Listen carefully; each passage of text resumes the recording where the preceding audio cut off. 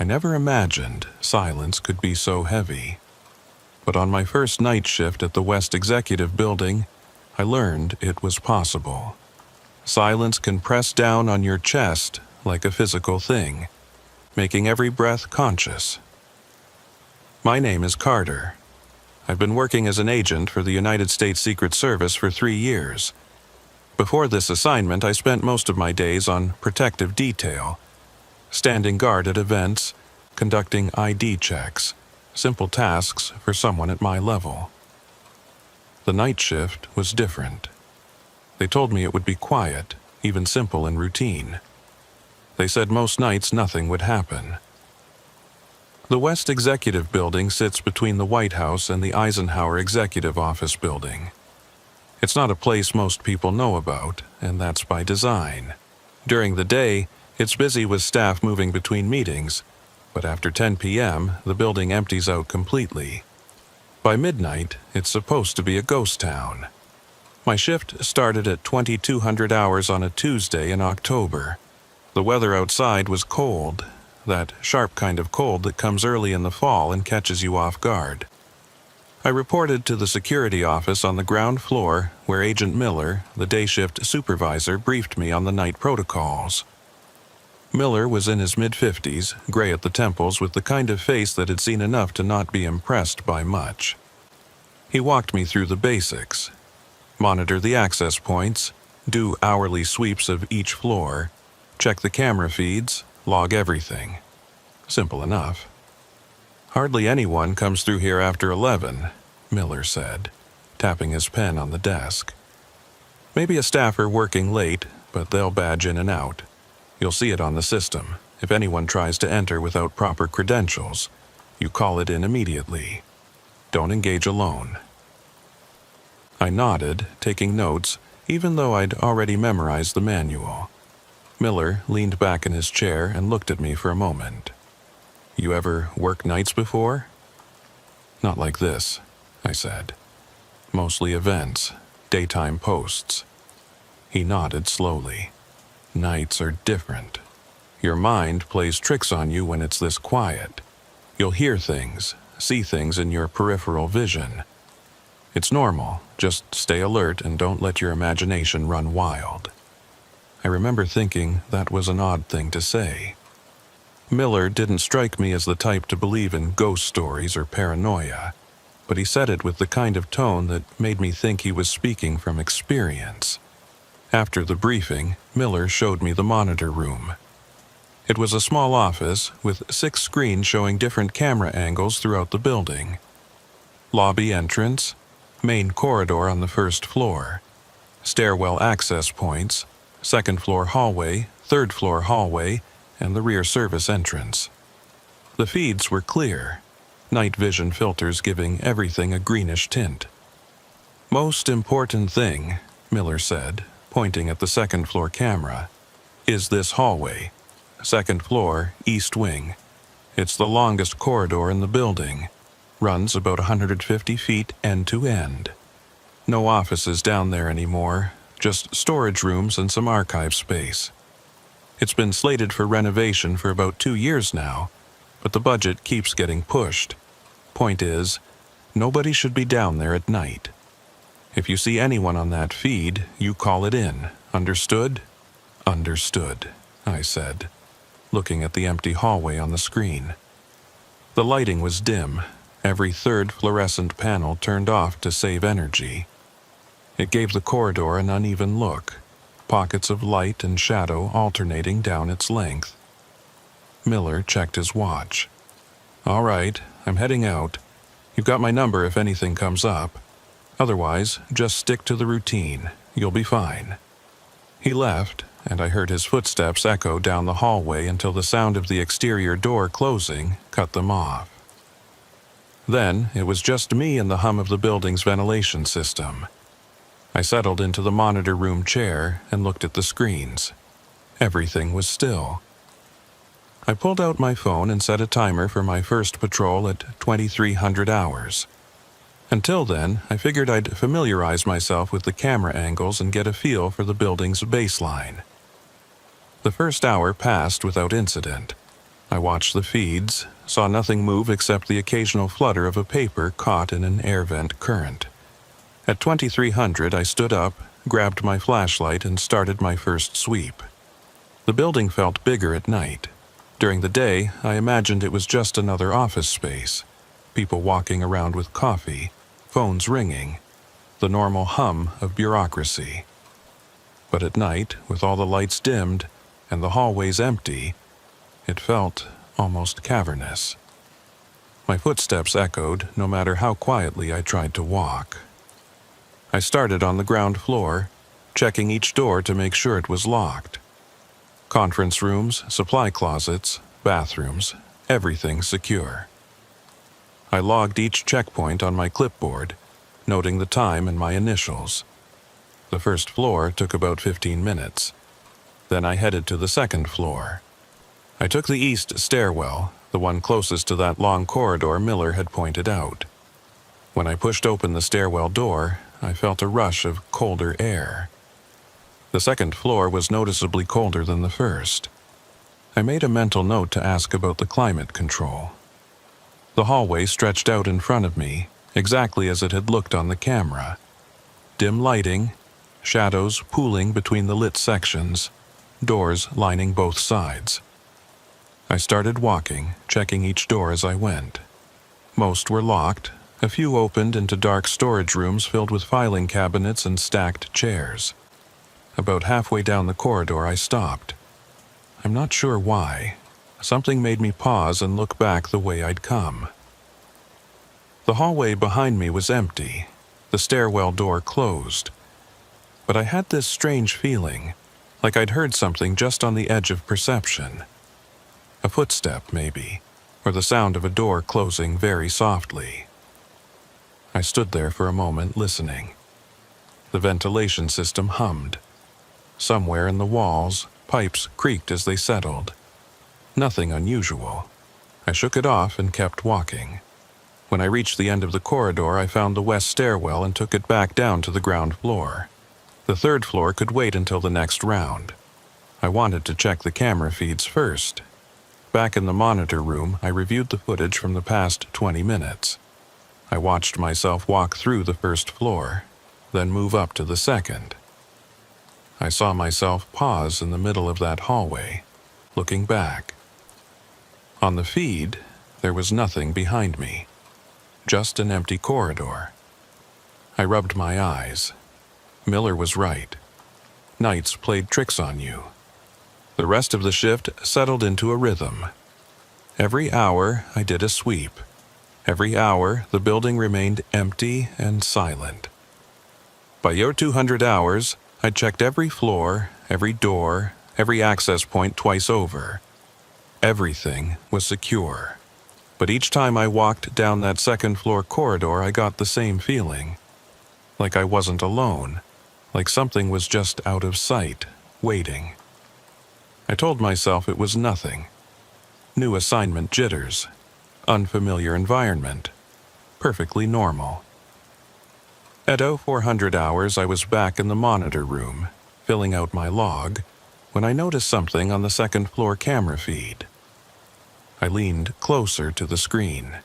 There, at the far end of the corridor, near the west stairwell, was a shadow. Not a shadow cast by something in the hallway, but a darker patch against the wall, roughly the size and shape of a person. I stared at it for a few seconds. It didn't move. I checked the timestamp. The feed was live. I grabbed my flashlight and radio and headed for the stairs. When I reached the second floor corridor, I moved quickly but quietly.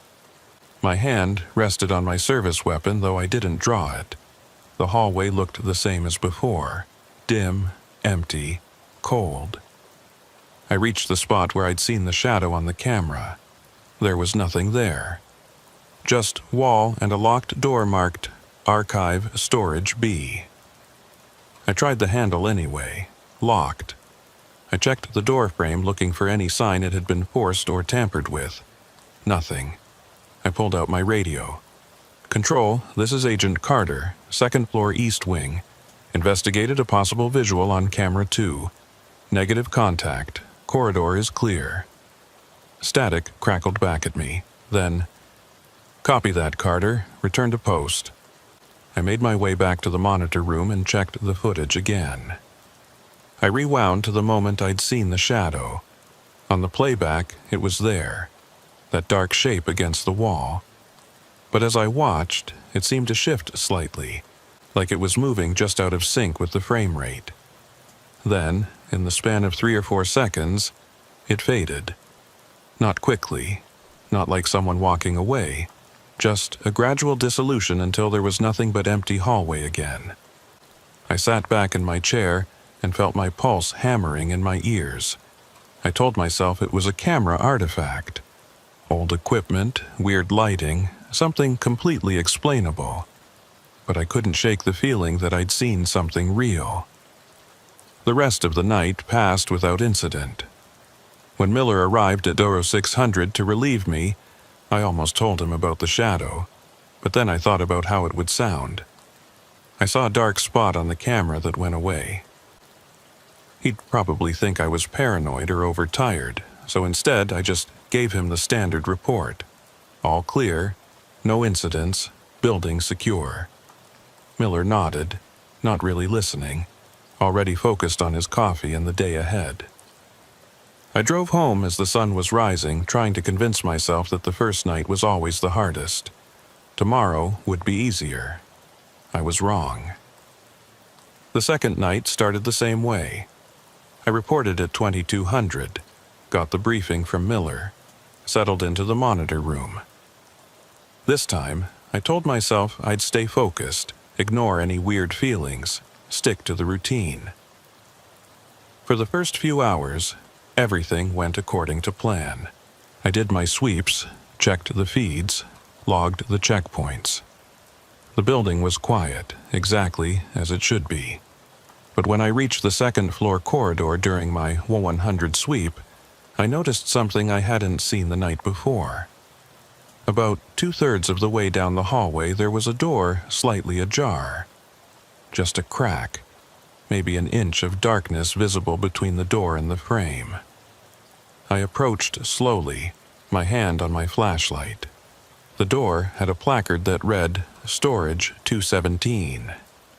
I was certain I'd checked this door the night before, and it had been locked. I pushed it open slowly. The hinges creaked, the sound absurdly loud in the silence. Inside was a small room, maybe 10 by 10 feet, filled with metal shelving units. Old binders, boxes of files, outdated computer equipment. Everything covered in a thin layer of dust. The room was empty. No one inside, no sign of disturbance. But the door had definitely been closed and locked the night before. I checked the lock mechanism. It was an old-style key lock, not electronic. Someone would have needed a physical key to open it. I made a note on my clipboard to ask Miller about it in the morning.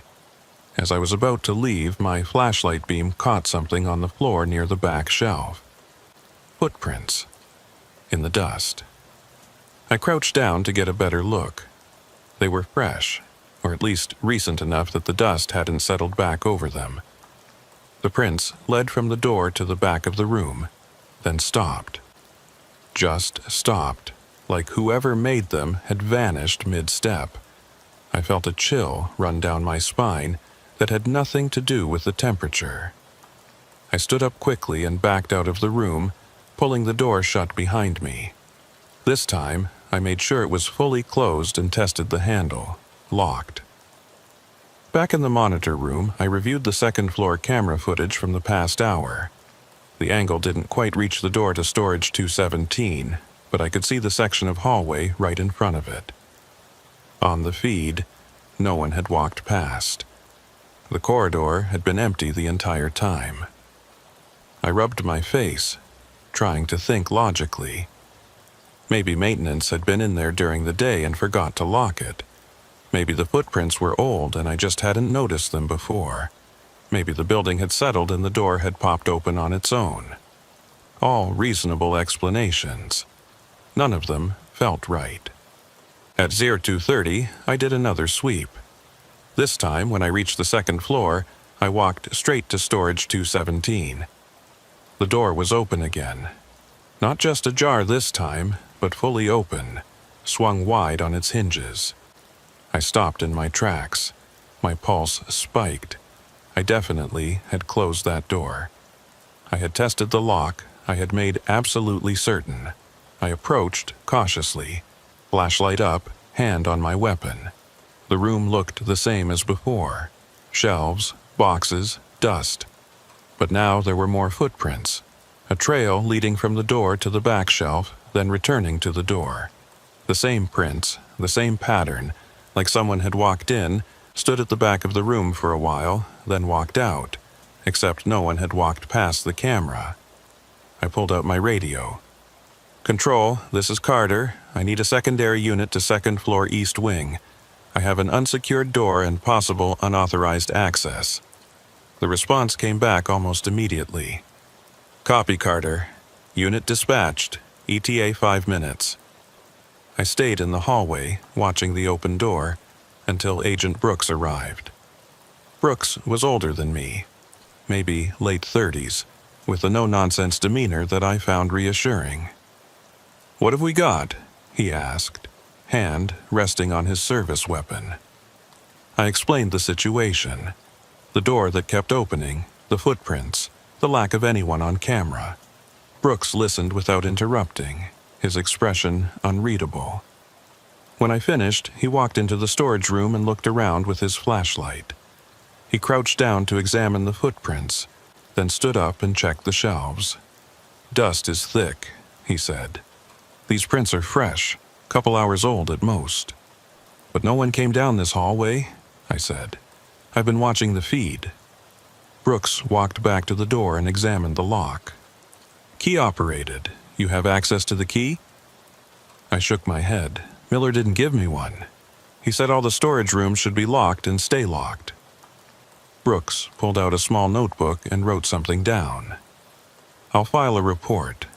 We'll get maintenance to check the lock tomorrow, make sure it's functioning properly. Could be a mechanism failure." "What about the footprints?" He looked at me for a moment, and I saw something in his expression I couldn't quite read. Concern, maybe, or caution. "Could be from earlier in the week. Dust settles slow in these old rooms. They look fresh," I said. "They do," Brooks agreed. "But without anyone on camera, we have to assume there's a reasonable explanation. Maintenance, cleaning crew, someone with authorization we don't know about." He pulled the door closed and tested it. It stayed shut. "Keep an eye on it. If it opens again, call me directly." He wrote his cell number on a page from his notebook and handed it to me. After Brooks left, I went back to the monitor room and watched the feeds with a new intensity. I kept the second-floor camera in the corner of my vision at all times, checking it every few minutes. At 03:47, I saw it happen. On the feed, the door to storage 217 slowly swung open. There was no one near it. No hand pushing it, no figure in the hallway. It just opened, smooth and deliberate until it was fully ajar. I grabbed my radio and sprinted for the stairs. When I reached the second-floor corridor, the door was open exactly as I'd seen on the camera. I approached with my weapon drawn this time, not taking any chances. "Federal agent, identify yourself." No response. I moved to the doorway and swept the room with my flashlight. Empty. No one inside. But the footprints in the dust had multiplied. Now there were dozens of them, overlapping, crisscrossing like a crowd had gathered in the small space.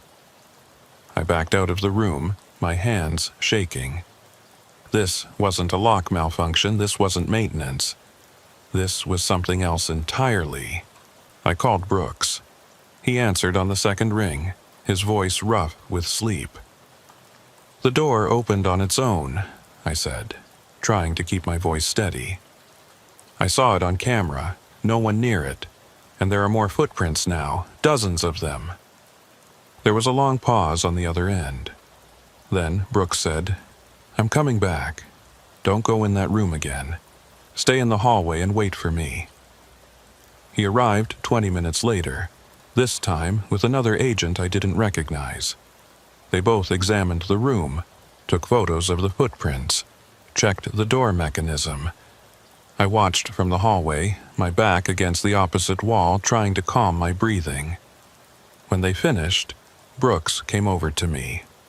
"I'm going to level with you, Carter. This isn't the first time something like this has happened in this building." I stared at him. "What do you mean?" Brooks glanced at the other agent, who nodded slightly. 3 years ago, we had an agent on night shift report a similar incident. Doors opening, footsteps in empty hallways, shadows on the cameras. We did a full security review, checked every system, every lock, every access point. Never found an explanation. What happened to the agent? He requested a transfer after 2 weeks. Said he couldn't work nights here anymore. Brooks paused. "Look, officially, this is probably just old buildings settling, faulty equipment, that sort of thing. But unofficially, a lot of us who work nights here have seen things we can't explain. We just don't talk about it." "Why not?" "Because there's no protocol for it. What are you supposed to put in a report? Door opened by unseen force. You'd be laughed out of the service or sent for a psych eval." I looked back at the open door to storage 217. "So, what do I do?" Brooks put a hand on my shoulder. "You do your job. You log what you can log, and you trust your training. If there's a real threat, you'll know it. Everything else," he shrugged, "everything else is just noise." They left shortly after, and I was alone again. I closed the door to storage 217 one more time, knowing it wouldn't stay closed.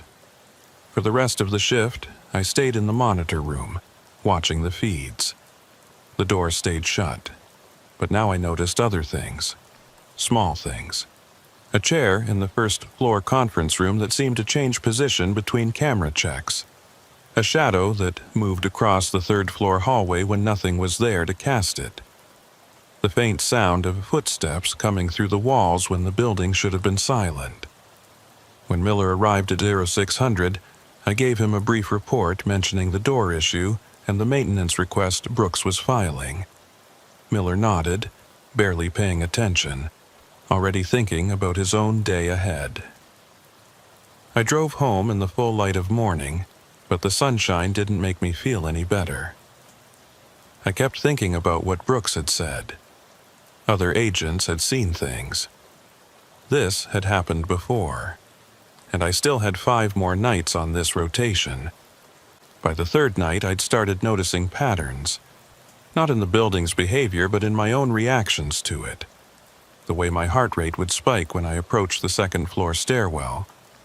The way I'd unconsciously hold my breath while walking down that corridor. The way I checked the monitor feed for that hallway more frequently than any other camera. I was developing a hypervigilance that wasn't healthy, but I couldn't help it. The building demanded attention. This night started differently, though. When I arrived at 2200, Miller wasn't alone in the security office. There was another man with him, someone I didn't recognize. Civilian clothes, briefcase, the look of a bureaucrat. "Carter," Miller said, "this is Davis from building management. He's here about the door issues you reported." Davis stood and shook my hand. His grip was firm, but his palm was sweaty. "Agent Carter, I reviewed the maintenance logs and I wanted to walk through the problem areas with you before your shift starts. If you have a moment?" I looked at Miller, who nodded. "Go ahead, I'll monitor the boards until you're back." Davis and I took the stairs to the 2nd floor. He was breathing hard by the time we reached the landing, loosening his tie slightly. "These old buildings," he said. "Always something." We walked to storage 217. The door was closed and appeared locked. Davis pulled out a ring of keys and sorted through them. "This is the master for all the storage rooms on this floor. According to our logs, only 3 copies exist. mine, the head custodians, and the facility's directors. He unlocked the door and we stepped inside. The room looked exactly as I'd last seen it, shelves and boxes and dust. But the footprints were gone. The floor was undisturbed, a uniform layer of gray dust covering everything. I stared at the floor. "The footprints," I said. "There were dozens of them." Davis looked where I was pointing. "I don't see any footprints, Agent." "They were there. I saw them. Agent Brooks saw them. He took photos." Davis pulled out a tablet and scrolled through something. "I have the photos Agent Brooks submitted with his maintenance request. Would you like to see them?" He turned the tablet toward me.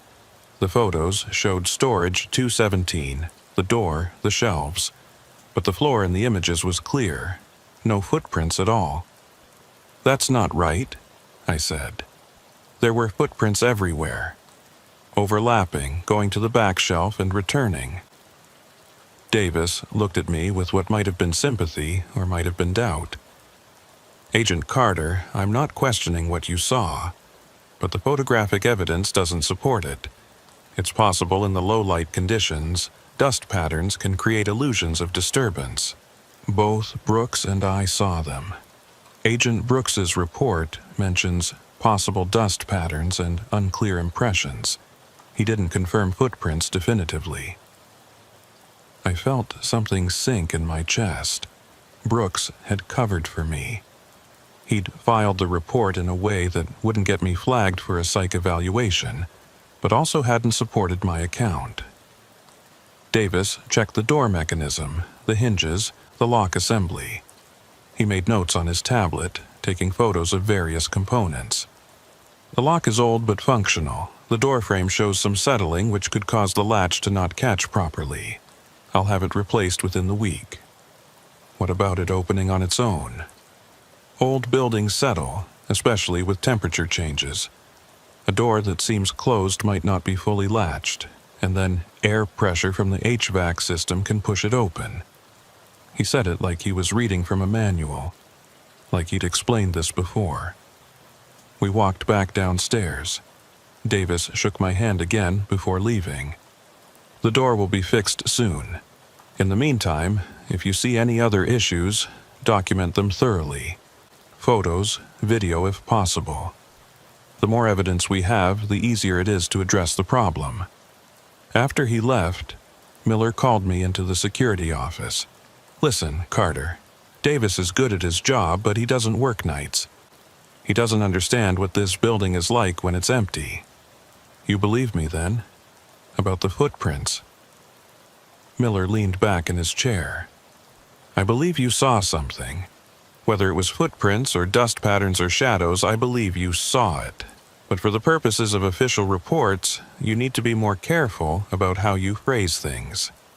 Unusual dust disturbances, not mysterious footprints. You understand?" I understood. They wanted me to self-censor, to translate what I experienced into language that wouldn't raise red flags. "How many agents have worked nights here?" I asked. Miller considered the question. "In the 10 years I've been day supervisor, maybe 20, 25. Most don't last more than a few months before requesting transfer." "And how many have reported incidents?" "Officially, none." He paused. "Unofficially, most of them. At least the ones who talk about it." "Why do you stay, if you know what happens here at night?" Miller smiled, but it didn't reach his eyes. "I work days, Carter. The building behaves differently during the day. It's only at night that it gets active." He stood up and grabbed his coat. "Your shift's starting. Stay alert, document what you can verify, and don't let your imagination run away with you." After Miller left, I settled into the monitor room with a growing sense of dread. The building knew I was documenting it now. Somehow, I felt certain of that, and I wasn't sure how it would respond. The first few hours were quiet. Too quiet. I did my sweeps, checked the doors, logged the checkpoints. Everything normal, everything routine. But the second-floor corridor felt different tonight. The temperature was even colder than before, and the shadows between the lights seemed deeper, more substantial. I moved through my checks quickly, not lingering, not giving myself time to notice details. At 01:30, I was back in the monitor room when I heard something that made my blood run cold. Music. Faint, distant, but unmistakable. It sounded like it was coming from the second floor. I checked the audio monitors, but they showed nothing unusual. The building's ambient sound levels were normal. Yet I could still hear it, a melody I almost recognized, playing somewhere in the building. I grabbed my flashlight and radio and headed up. The music grew louder as I climbed the stairs, and when I opened the door to the second-floor corridor, I realized what I was hearing. A music box playing a slow mechanical version of a lullaby. The sound was coming from storage 217. The door was open, just a crack, and light was spilling out into the hallway. Not the beam of a flashlight, but a soft, yellowish glow like candlelight. I approached slowly, my hand on my weapon. "Federal agent, I need you to identify yourself and step out of the room with your hands visible." The music continued, the same few bars repeating in an endless loop. I pushed the door open with my foot, staying back, weapon drawn now. The room was empty. No people, no light source. But on one of the shelves, in a cleared space that definitely hadn't been there before, sat a small music box. Old, ornate, the kind of thing you'd find in an antique shop. And it was playing. I holstered my weapon and moved closer. The music box was beautiful in a faded way, the paint chipped, the mechanism visible through a cracked panel. As I watched, it wound down, the melody slowing, deepening, until it stopped completely. The silence that followed was absolute. I reached out to pick up the music box, then stopped. Something told me not to touch it. Some instinct that had nothing to do with training or protocol. I pulled out my phone and took photos. The music box from multiple angles, the cleared shelf space, the room itself. Evidence, documentation. As I was taking the last photo, I heard footsteps in the corridor behind me. Quick, light footsteps like someone running. I spun around, my flashlight cutting through the darkness. The hallway was empty, but down at the far end, near the west stairwell, a door was closing. I saw just the last few inches of it swinging shut, heard the soft click of the latch. I ran toward it. The door led to an office, one I'd checked multiple times before. It was supposed to be locked, but the handle turned freely under my hand. Inside was a typical government office. Desk, chair, filing cabinets, window overlooking the street. Completely ordinary, except for one thing. The desk was covered in papers. Not files or forms, but personal letters. Handwritten notes. And they were all recent, the dates spanning the last few months. I recognized some of the names in the headers. Staff members who worked in the building during the day. The letters weren't addressed to anyone. They were just thoughts, confessions, fears, things people had written but never sent. And on top of the pile was a sheet of paper with my name on it. Not Agent Carter, my first name. In handwriting I didn't recognize. I picked it up with shaking hands and read, "You see us now. That's good. We need to be seen. We've been here so long, forgotten in the spaces between. The building remembers us even if the living don't.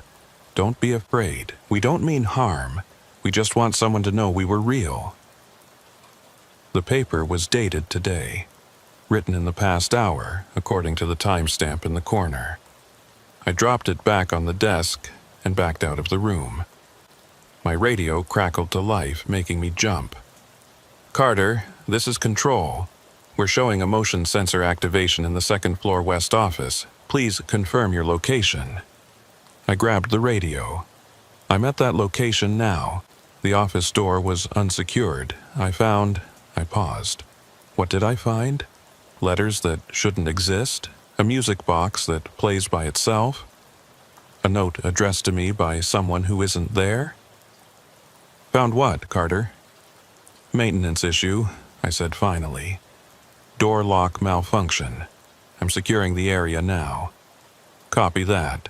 Log it for the morning crew. I closed the office door and tested it. Locked again, as if it had never been open. I went back to storage 217. The music box was gone. The shelf was dusty and undisturbed, just like every other shelf in the room. But on my phone, the photos I'd taken were still there. Clear images of the music box sitting exactly where I'd seen it. I saved the photos to 3 different cloud services.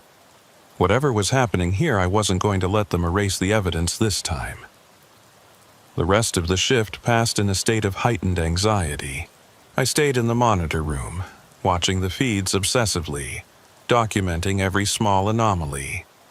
A light flickering in sequence that seemed too deliberate to be random.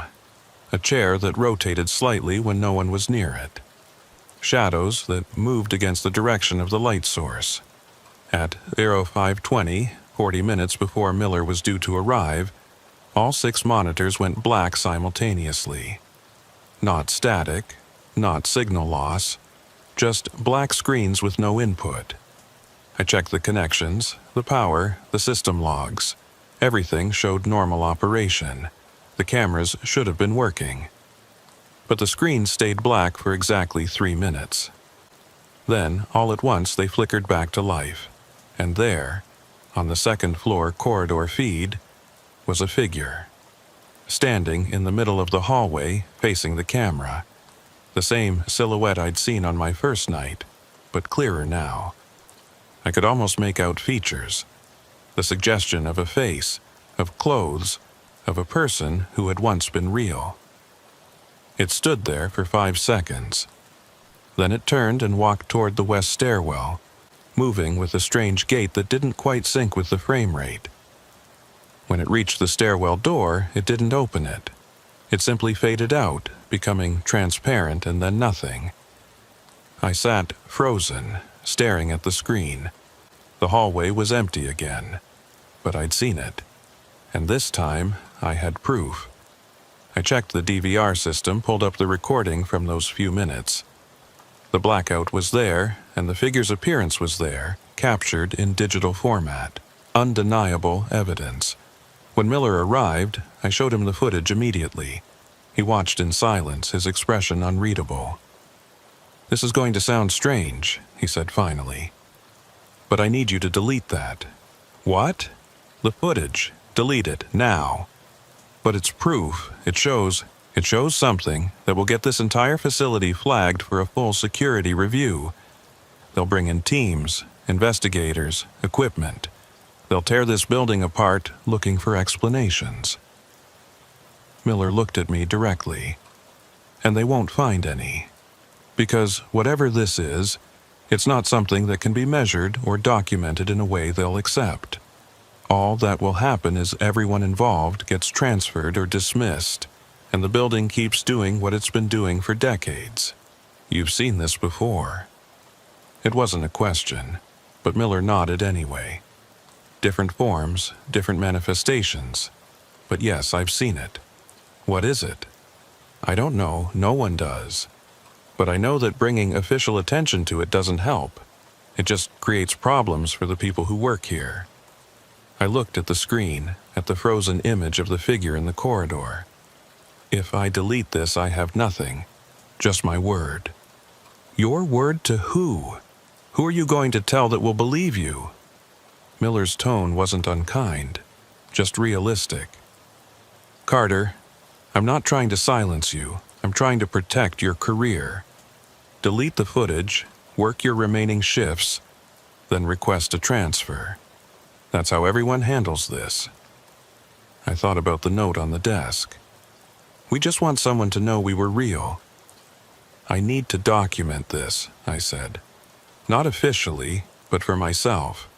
So I know I'm not crazy." Miller considered this. Document it however you want, but keep it off the government systems, and don't share it with anyone in an official capacity. Understand?" I understood. I copied the footage to a personal drive, then deleted it from the official system.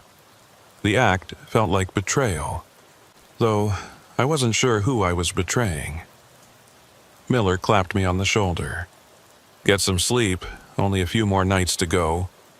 But as I drove home in the morning light, I knew sleep wouldn't come easily. The building had shown itself to me clearly now. It wanted me to see, to know, to acknowledge. The question was why, and what would happen when it felt I'd seen enough. The fourth night felt different from the moment I walked through the door. The air pressure seemed wrong, like the building was holding its breath.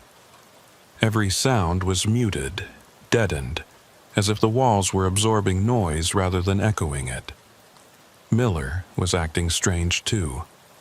He barely looked at me during the briefing, rushing through the protocols like he wanted to leave as quickly as possible. "Everything okay?" I asked. He paused at the door, his hand on the frame.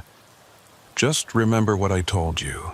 Document what you need to, but keep it personal. Don't make this official." "I won't." He nodded, but didn't leave immediately. "Carter, have you noticed the dates?" "What dates?" "The dates when incidents happen most frequently. I've been tracking them for years. There's a pattern." He pulled out a small pocket calendar, the pages worn from handling. "Every 23 days, there's a spike in activity. Doors opening, equipment malfunctions, sightings. It cycles like clockwork." I felt my stomach tighten. "And tonight is?" "Day 23. Miller met my eyes finally. "It's going to be more active than usual. Just be careful. And if things get too intense, you can call for backup. No one will question it." After he left, I sat in the monitor room and pulled up my own notes from the past few nights. Miller was right. The incidents had been building in frequency and intensity. Night 1, a shadow on the camera. Night 2, the door and footprints. Night 3, the music box and the letters. What would Night 4 bring? I didn't have to wait long to find out. At 23:15, during my first sweep, I found the first-floor conference room had been rearranged. The tables that had been pushed against the walls were now arranged in a circle, chairs positioned around them. It looked like setup for a meeting. I checked the access logs. No one had badged into the building since Miller left. The cleaning crew wasn't scheduled until tomorrow night. Yet someone had moved heavy tables and multiple chairs. I took photos, measured distances, documented everything. Then I carefully pushed the tables back against the walls, returning the room to its normal state. When I came back on my next sweep an hour later, the tables were in a circle again. Same arrangement, same precision, as if my intervention had never happened. This time I left them. Clearly, something wanted that room arranged this way. Fighting it seemed pointless. The second floor was worse. Every door in the long corridor was open, not just storage 217, but all of them. 10 doors, 5 on each side, standing wide open like mouths. I walked down the hallway slowly, checking each room. They were all empty, all showing signs of the same thick dust and abandonment. But in each one, something had been moved or changed. A file cabinet stood open. A chair was turned to face the wall. Papers were scattered on the floor in patterns that almost looked deliberate. In the office where I'd found the letters, the desk was clear now, but written in the dust on the desktop was a single word: tonight. I photographed it, then backed out of the room. As I did, I heard a sound from the far end of the corridor. Not footsteps this time, but voices. Murmuring, indistinct, like a conversation happening just beyond the range of understanding. I moved toward the sound, my flashlight beam sweeping the hallway. The voices seemed to come from everywhere and nowhere, echoing off the walls in ways that made no acoustic sense. As I approached the west stairwell, the voices grew clearer. I could almost make out words now. Names, maybe. Dates. Fragments of sentences that meant nothing out of context. I reached the stairwell door and pressed my ear against it. The voices were definitely coming from inside the stairwell. Multiple voices talking over each other. I opened the door quickly, shining my flashlight in. The stairwell was empty, but the voices continued for just a moment longer before cutting off abruptly, leaving a ringing silence. I closed the door and leaned against the wall, trying to steady my breathing. This was escalating. Whatever presence inhabited this building, it was becoming more bold, more insistent. Back in the monitor room, I reviewed the camera feeds from the past hour. The first floor conference room rearrangement didn't show on camera. One frame showed the tables against the walls, the next frame showed them in a circle. No transition, no movement, just instantaneous change. The second floor corridor showed all the doors standing open, just as I'd found them. But in the playback, I could see something I'd missed in person. Shadows moved in the doorways. Not shadows cast by anything, but darker patches that seemed to shift and flow like liquid. And in the stairwell camera feed, during the exact moment I'd heard voices, there was a distortion. The image pixelated and broke apart, then reformed. When it cleared, for just one frame, the stairwell wasn't empty, it was full of people. Figures standing on the stairs, sitting on the landings, crowding the space impossibly. One frame, a 20th of a second, but I saw it. I backed up the footage and went through it frame by frame, there. One single frame showing a stairwell packed with people, and then the next frame showed it empty again. I saved the footage, my hands shaking so badly I almost couldn't operate the keyboard. At 0200, the temperature in the building plummeted. I could see my breath in the monitor room. The heating system was running, I could hear it, but it made no difference. The cold seemed to come from inside the walls themselves. I put on my jacket and gloves, but it didn't help much. This wasn't normal cold. It sank into my bones, making my joints ache. My radio crackled. "Carter?" The voice was distant, broken up by static. I grabbed the radio. "This is Carter. Who is this?" "Carter. It's Brooks. Listen, I'm monitoring the building systems from home and I'm seeing massive environmental anomalies. Temperature drops, power fluctuations. Are you okay?" "I'm fine, just cold. Really cold. I need you to do something for me. Go to the basement level. There's a mechanical room at the east end. Check the main climate control panel. Tell me what the readout says." I didn't want to go to the basement. I hadn't been down there on any of my previous shifts, and the thought of descending into the building's lowest level while it was in this state made my skin crawl.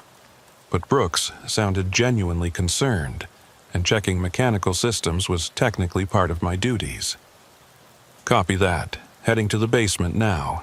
I took the main stairwell down, my flashlight beam bouncing off concrete walls. The basement was utilitarian, no carpeting or ceiling tiles, just raw building infrastructure. Pipes ran along the ceiling. Cable conduits snaked down the walls. Everything echoed.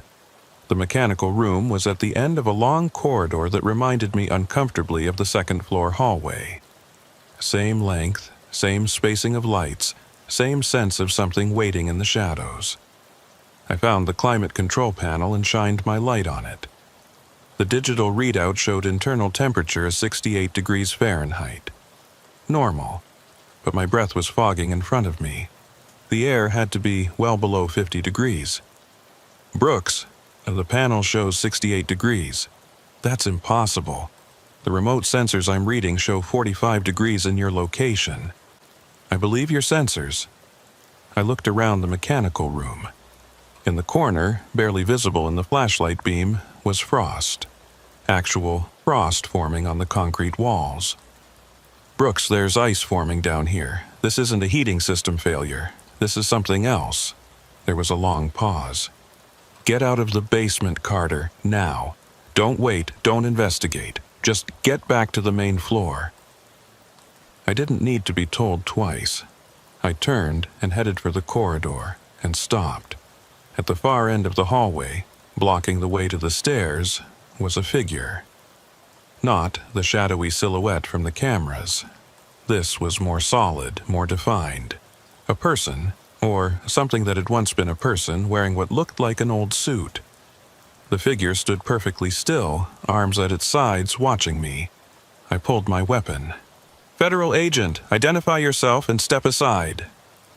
The figure didn't move, didn't speak, just stood there blocking the exit. I kept my weapon trained on it and started walking forward. I had to get past it. There was no other way out of the basement. As I approached, details became clearer. The suit was old-fashioned, from the 1950s or 60s maybe.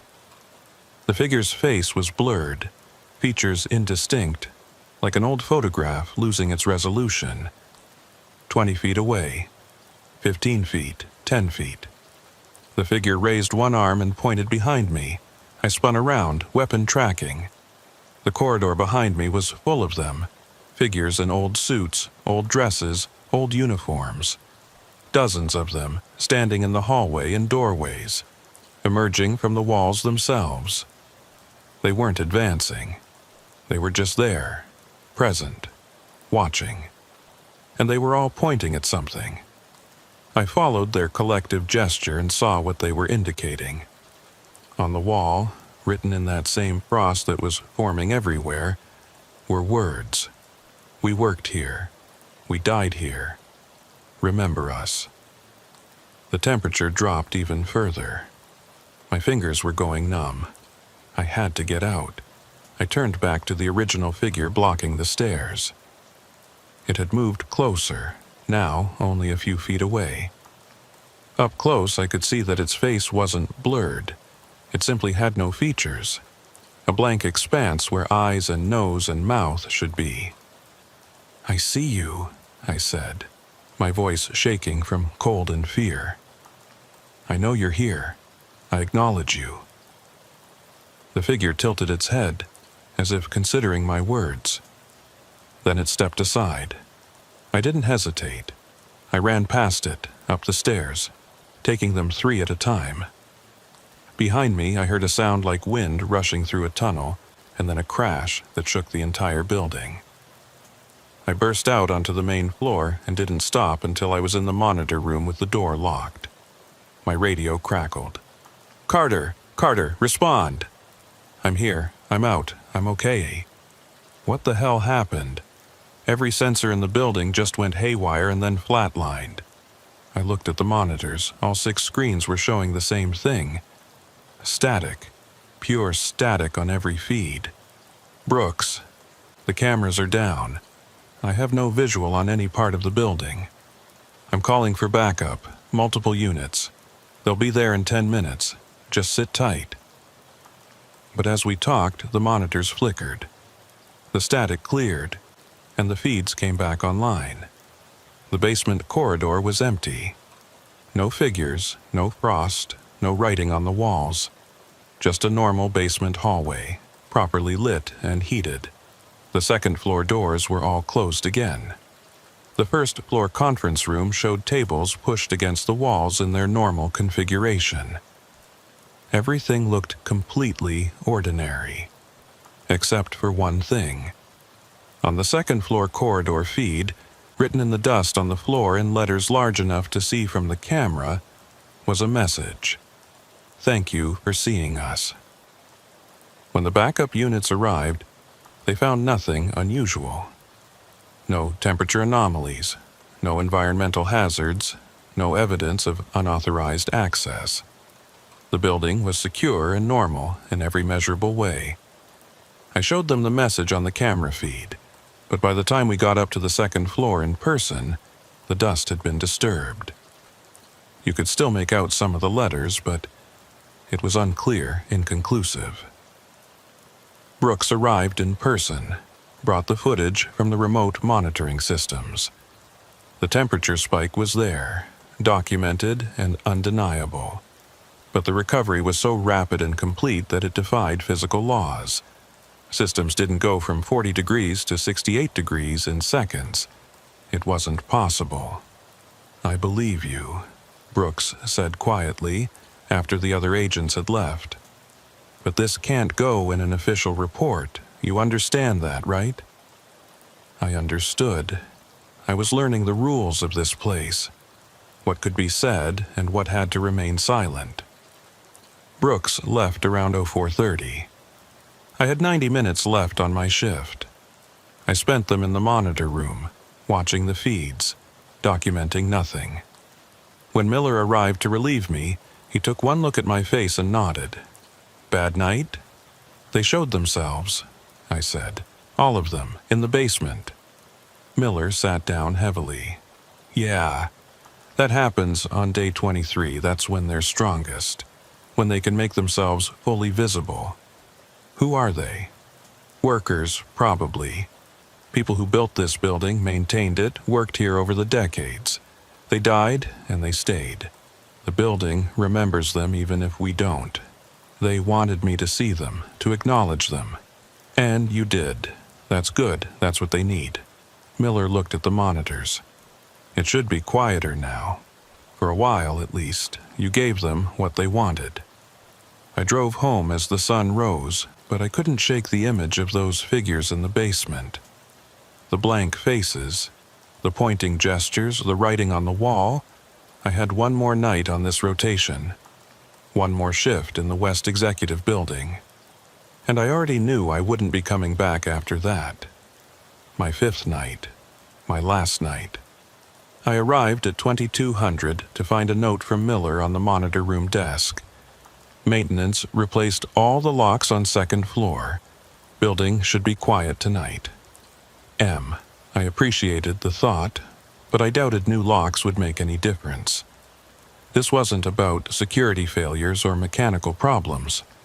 This was about something that existed outside normal parameters. The first few hours were indeed quiet. I did my sweeps, checked the doors, logged the checkpoints. Everything normal. The 2nd floor corridor felt different, though, less oppressive. The cold was gone, the shadows less deep. It was almost like the building was resting after the intensity of the previous night. At midnight, I settled into the monitor room with coffee and paperwork. Just a few more hours, and I could request my transfer, move to a daytime rotation somewhere else, put this experience behind me. But at 0100, my phone buzzed with a text from an unknown number. "Don't leave yet, 3rd floor, East office. There's something you need to see." I stared at the message. It had to be someone from the service, probably Brooks. But why wouldn't he call or use the radio? I texted back. "Who is this?" No response. But 2 minutes later, another message. "3rd floor, East office, please." Against my better judgment, I went. The 3rd floor was territory I'd only checked a few times, mostly storage and archived files. The East office was at the end of another long corridor, this one carpeted and quieter than the 2nd floor. The office door was closed but unlocked. I pushed it open slowly.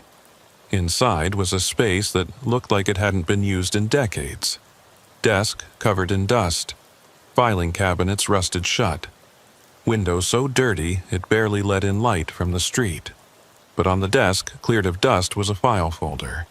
I approached cautiously and opened it. Inside were personnel records, old ones from the 1960s and 70s. Photos of people in dated clothes, typed forms, employment histories, and notes, handwritten notes in the margins. Died during building evacuation, 1972. Heart attack in west stairwell, 1968. Fell from 2nd floor window, 1965. 18 names total. 18 people who had died in this building over the decades. Not from violence or malice, but from accidents, medical emergencies, random tragic chance. At the bottom of the pile was a newspaper clipping from 1973. Federal Building Tragedy, 3 dead in structural collapse. The article described a section of the basement ceiling that had failed during renovations, killing 3 workers instantly. And there, in the margin of the article, written in pencil and fresh-looking handwriting, was a message. We're not ghosts. We're memory. The building remembers us. We stay because we're remembered. Thank you for seeing us. Thank you for knowing we existed. I sat down in the dusty chair and read through all 18 files. I memorized names. John Harrison, maintenance. Sarah Collins, secretary. Thomas Grant, security guard. I gave each person my full attention, acknowledging their existence, their work, their final moments in this place. When I was done, I carefully returned the files to the folder and left it on the desk. As I walked out, I felt the temperature in the office warm slightly, as if some presence had departed, satisfied. Back in the monitor room, I checked the 3rd-floor camera feed. The office door was closed again, but I could see, just barely, a soft light glowing from beneath it for a few seconds before fading completely. The rest of the shift passed in complete silence. No doors opening, no shadows, no anomalies. Just a building settling into its normal nighttime state. When Miller arrived at 0600, I gave him a brief report. Quiet night, no incidents. He nodded, looking relieved. That's good. Sometimes after a heavy night, it goes calm for a while. I packed up my gear, ready to head home. But before I left, I asked, Miller, do you know the names of people who died in this building? Is there a record? He looked at me strangely. There's no official memorial or anything, if that's what you mean. Why? Just curious. Seems like something that should be remembered. Yeah, Miller said quietly. It should be. I drove home that morning knowing I wouldn't be back. I'd already submitted my transfer request. Treasury Department daytime rotation, starting the following week. But I also knew I'd carry those names with me. John Harrison, Sarah Collins, Thomas Grant, 15 others whose faces I'd seen in those old photographs. People who had worked in that building, who had died there, and who somehow remained held by the building's memory. A week later, Brooks called me. Hey, Carter, wanted to let you know we got someone new on nights at West Executive. Young guy, fresh from training. Has he reported anything? Not yet. He's only been there 2 nights. Brooks paused. But I've been monitoring the systems. There's activity. Same patterns as when you were there. You going to warn him? What would I say? The building's haunted? He'd think I was messing with him. Another pause. Besides, they seem to know what they're doing. They don't hurt anyone. They just want to be seen. Yeah, I said, thinking about those figures in the basement, all pointing at their message. They just want to be acknowledged. I hung up and went back to my new assignment. Treasury was busy, full of people, normal in every way. I worked during the day, went home at reasonable hours, slept through the night without waking to phantom footsteps. But sometimes, late at night when I can't sleep, I think about that building. About the 2nd-floor corridor and the basement hall and the 3rd-floor office. I think about the people who remain there, trapped not by malevolence but by memory, by the building's unwillingness to let them go completely. And I wonder if being remembered is enough. If having someone know you existed, even in this strange half-life, provides some kind of comfort or purpose. I kept the photos I took. The music box, the dust writing, the figures in the stairwell.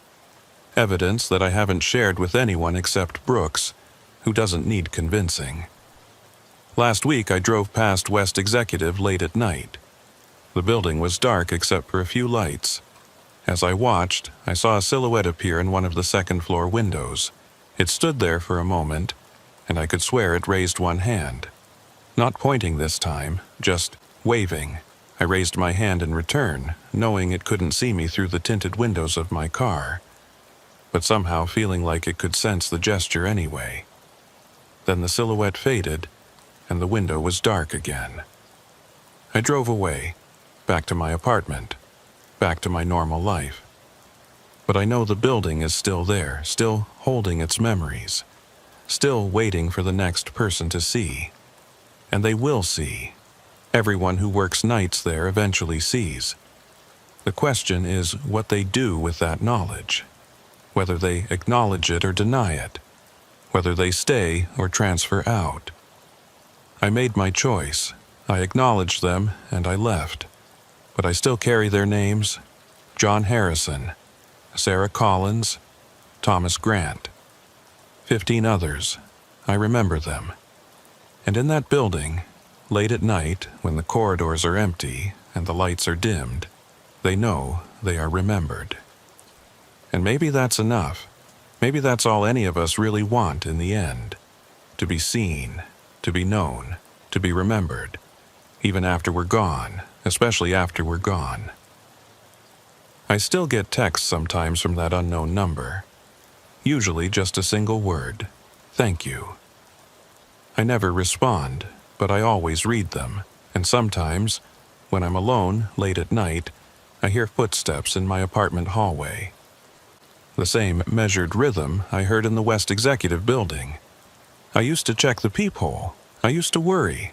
Now I just sit quietly and listen until the footsteps fade. Because I understand now. They followed me, but they're not threatening. They're just checking in, making sure I still remember. And I do. I always will. The building made sure of that.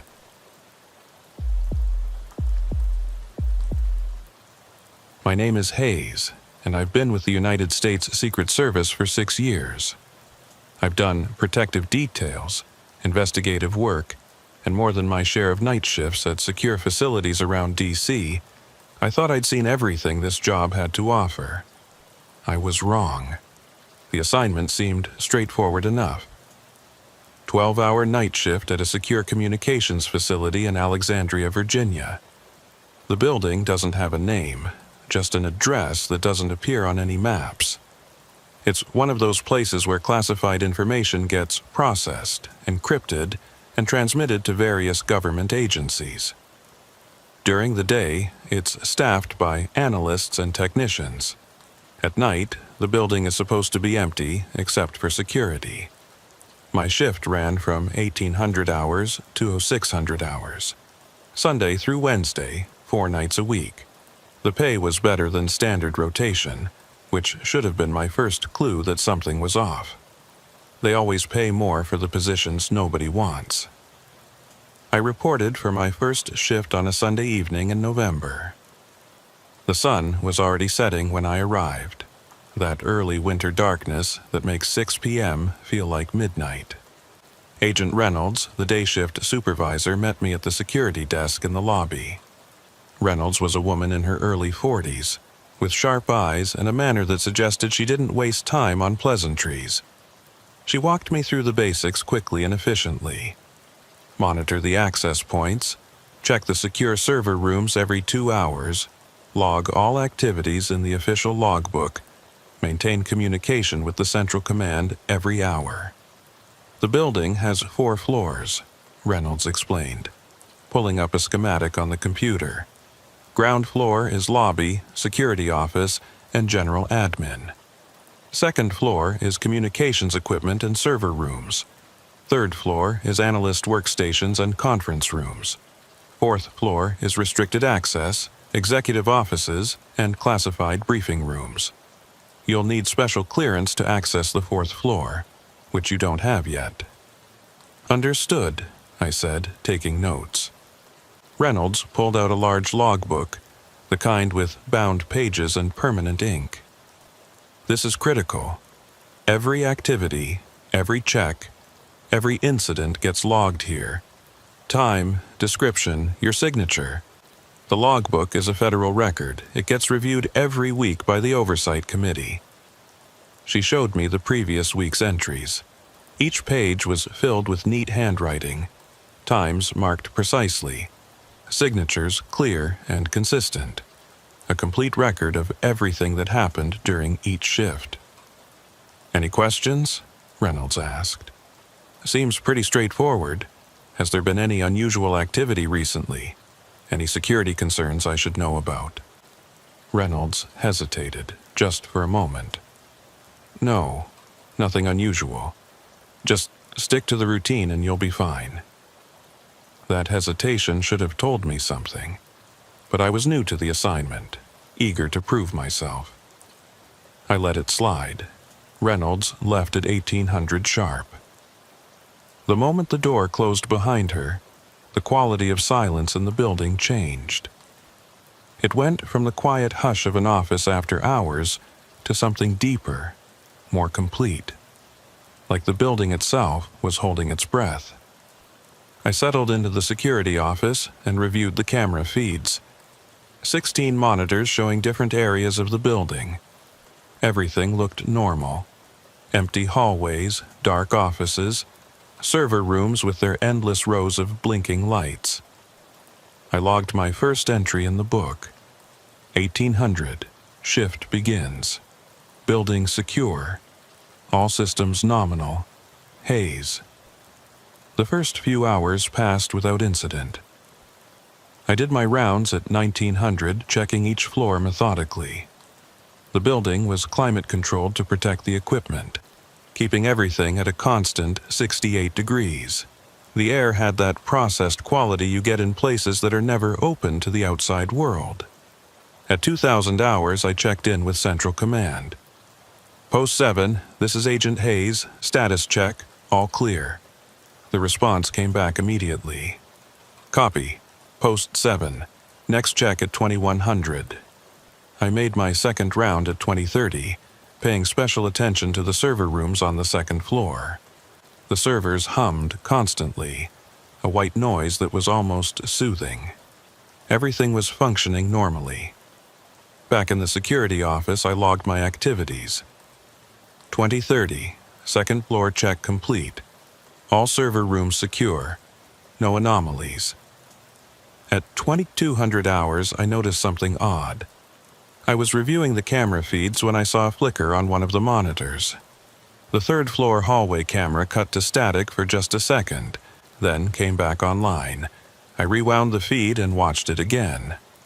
There, a momentary disruption, less than a second, just enough to notice if you were paying attention. I logged it, 200. Brief signal disruption on camera 9, third floor east corridor. Feed restored immediately.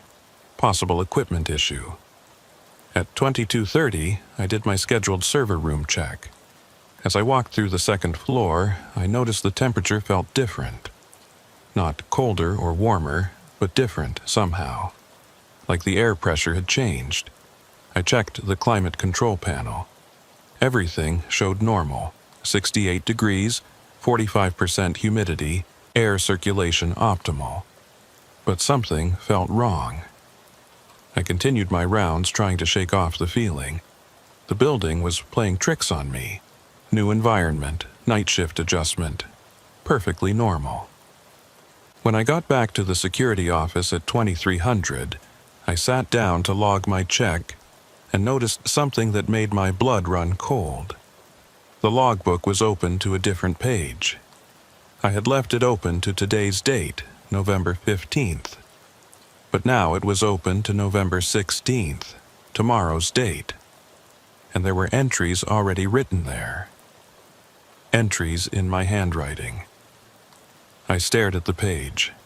The handwriting was unmistakably mine, the signature identical to the one I'd written at 1800, but the entries were for times that hadn't happened yet.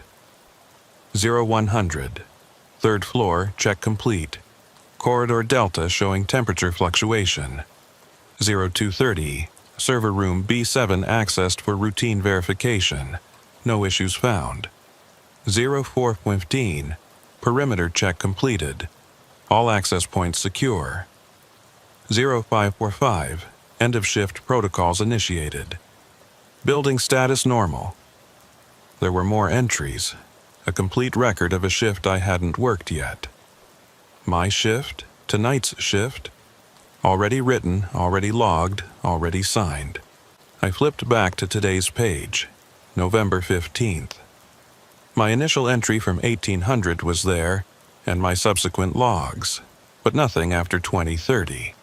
I checked the time, 23:05.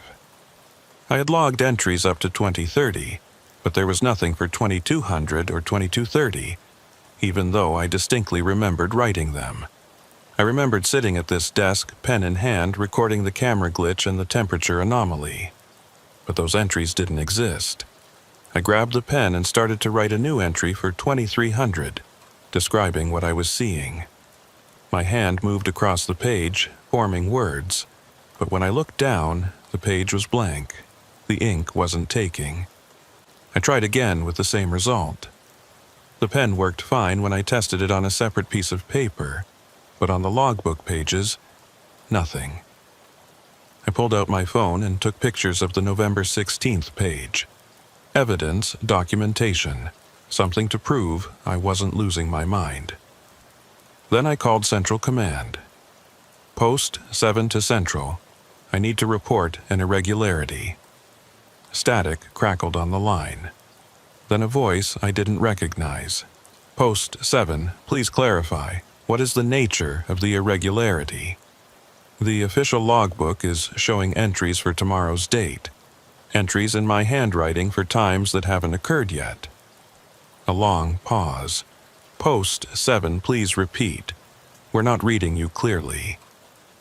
I repeated the information, speaking slowly and clearly. But even as I did, I felt a strange detachment, like I was watching myself from outside my body. Copy, Post 7, we'll make a note. Continue with standard protocols. They didn't sound concerned. They didn't sound confused. They just acknowledged and moved on, like I'd reported a flickering light or a stuck door. I hung up and looked at the logbook again. The November 16th entries were still there.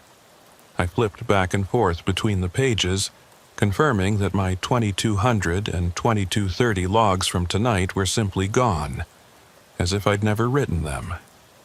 At 23:45, my radio crackled.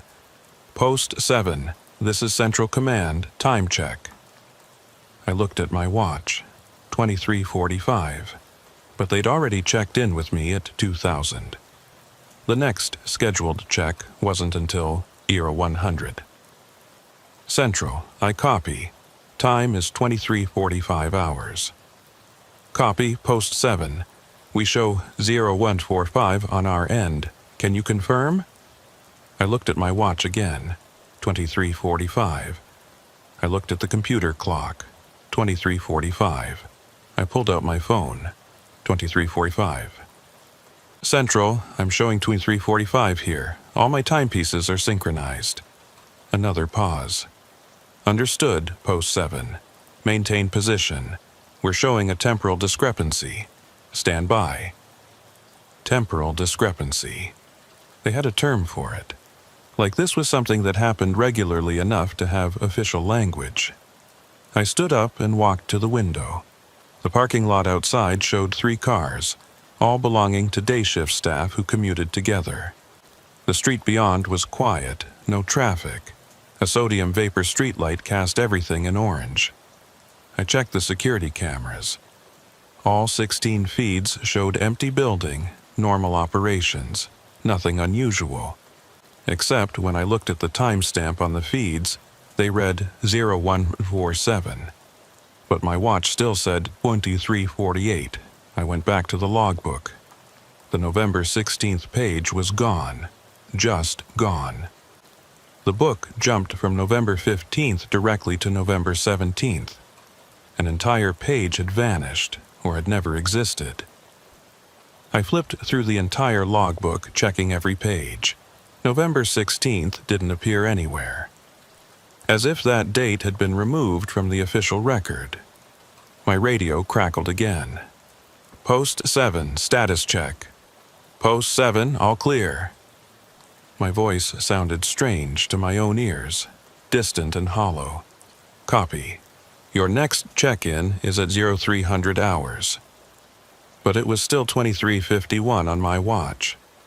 If Central Command was at 0147 and my next check was at 0300, that was only an hour and 13 minutes away. But for me, it was 3 hours and 9 minutes. Time wasn't just running differently. It was running separately for me than for everyone else. I sat down and tried to think logically. Possible explanations. Someone was drugging me and I was experiencing lost time.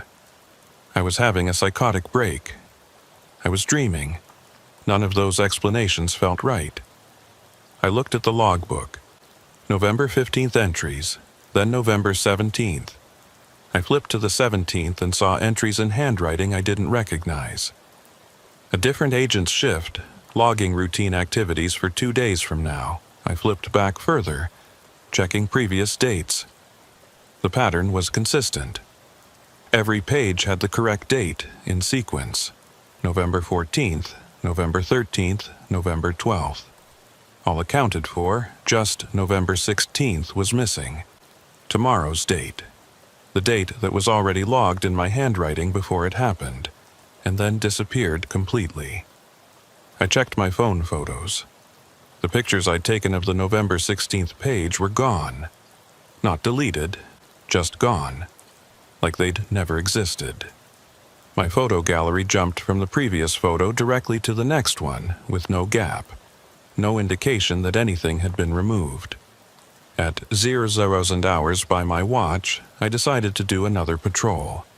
Maybe physical movement would help me make sense of what was happening. I walked through the ground floor first. Everything normal. Then up to the second floor. The server rooms hummed their constant drone. Temperature still showed 68 degrees, but the air felt thick now. Resistant. I continued to the third floor. The hallway stretched in front of me, longer than I remembered. The overhead lights seemed dimmer, the shadows between them deeper. Halfway down the corridor, I stopped. Something made me turn and look back at the stairwell door I'd just come through. The distance was wrong. I'd walked maybe 50 feet, but the stairwell door looked like it was at least 100 feet away. The hallway had stretched without me noticing. I continued forward, toward the far stairwell. The distance to that door seemed normal, but when I glanced back again, the other door had receded even further. The hallway was expanding behind me as I walked. I stopped and pulled out my phone to use the compass app, something to give me objective measurements. But my phone screen was blank. Not dead, not powered off, just blank, no display at all. I pressed the power button, nothing. Held it down for a hard reset, nothing. I looked at my watch. The hands had stopped moving. Frozen at 0004. The hallway lights flickered once, twice, then steadied. But the quality of the light had changed. It was the same brightness, but somehow older, like looking at the world through aged film. I continued walking, counting my steps. 50 paces, 75, 100. The far stairwell door didn't get any closer. The hallway just kept extending in front of me, unspooling like an infinite corridor. Behind me, I heard a door open. I spun around, hand on my weapon. The hallway behind me was empty. All the doors were closed. But I definitely heard it. The distinct sound of a door opening and closing. Then I heard footsteps. Not the echo of my own steps, but new ones. Coming from somewhere ahead of me. I turned back toward the far stairwell. The door was opening. Slowly, deliberately, like someone was pushing it open from the other side. A figure stepped through. It was me. I was looking at myself, maybe 50 feet away, walking into the hallway from the stairwell. Same uniform, same posture, same everything. The figure, the other me, didn't seem to notice me. He just walked down the hallway, checking doors, doing a routine patrol. I stood, frozen, watching myself move. The other me reached one of the offices, tried the handle, confirmed it was locked, then continued on. As he got closer, I could see more details. His name badge said Hayes. His watch showed 0147. His movements were mine, efficient and practiced. He walked past me. Not through me, but past me. As if I wasn't there. As if I was invisible. I turned to watch him continue down the hallway. He reached the stairwell door at the far end, the one I'd been trying to reach for what felt like forever. He opened it and disappeared inside. The moment he was gone, the hallway snapped back to normal length. I was standing at the far end, right next to the stairwell door. The distance behind me to the other stairwell looked correct now, maybe 150 feet. I checked my watch. The hands were moving again. 047. My phone screen showed the normal display. 047. The radio crackled. Post 7, time check at 0200 hours approaching. Prepare for status report. I opened the stairwell door and looked down. Empty, no sign of the other me. Just a normal stairwell, concrete and metal rails and fluorescent lights. I went back down to the security office, my mind racing. What I'd just experienced couldn't be explained by fatigue or equipment malfunction. I had seen myself, a version of me from a different time, walking through the same space, unaware of my presence. Back at the desk, I pulled out the logbook. November 16th was there again. The page that had disappeared was back, filled with entries in my handwriting for a shift I didn't remember working. But now there were new entries too, entries that hadn't been there before. 0147. Third floor patrol completed. Encountered temporal overlay.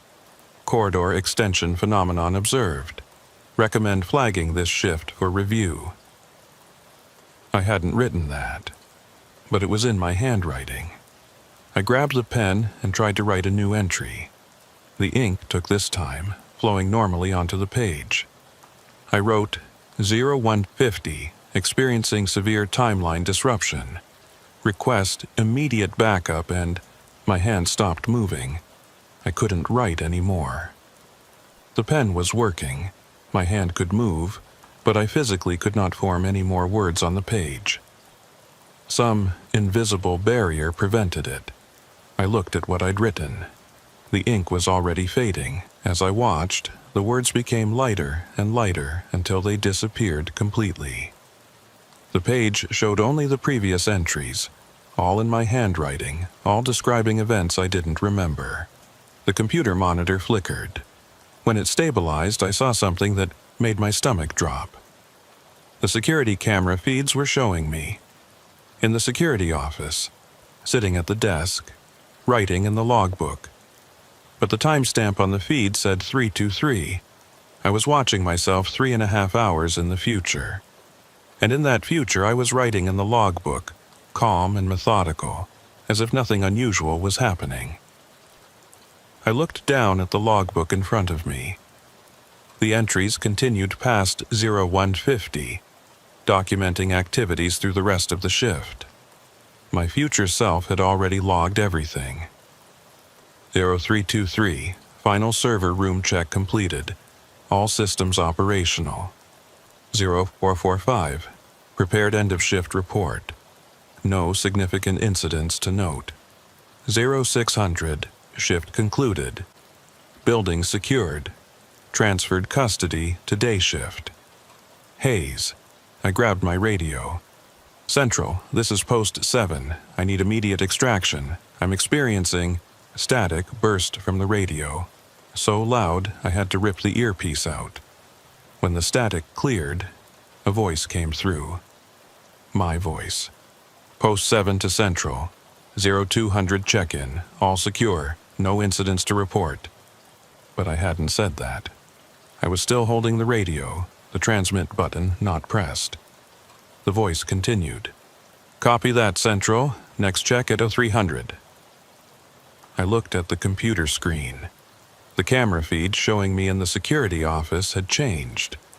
Now, the timestamp read 0200, and the version of me on screen was putting down the radio. exactly as if I'd just finished the call I'd heard. I stood up, backing away from the desk. This wasn't happening. This couldn't be happening. But I knew it was. Somehow, I was unstuck in time. Jumping forward, seeing different versions of myself existing in different moments, all overlapping in the same space. The lights in the security office dimmed, then brightened, then dimmed again. Each time they changed, I saw the room differently. Once with me at the desk. Once with the room empty. Once with someone else sitting there, an agent I didn't recognize, working a shift that wasn't mine. I closed my eyes, trying to center myself. When I opened them, the room was normal again. I was alone, the clock showed 2:03, and everything looked ordinary, except for the logbook. November 16th was gone again. The pages jumped from the 15th to the 17th with no indication anything was missing. I picked up the logbook and carried it with me as I left the security office. I needed to see something real, something solid, something that existed in normal time.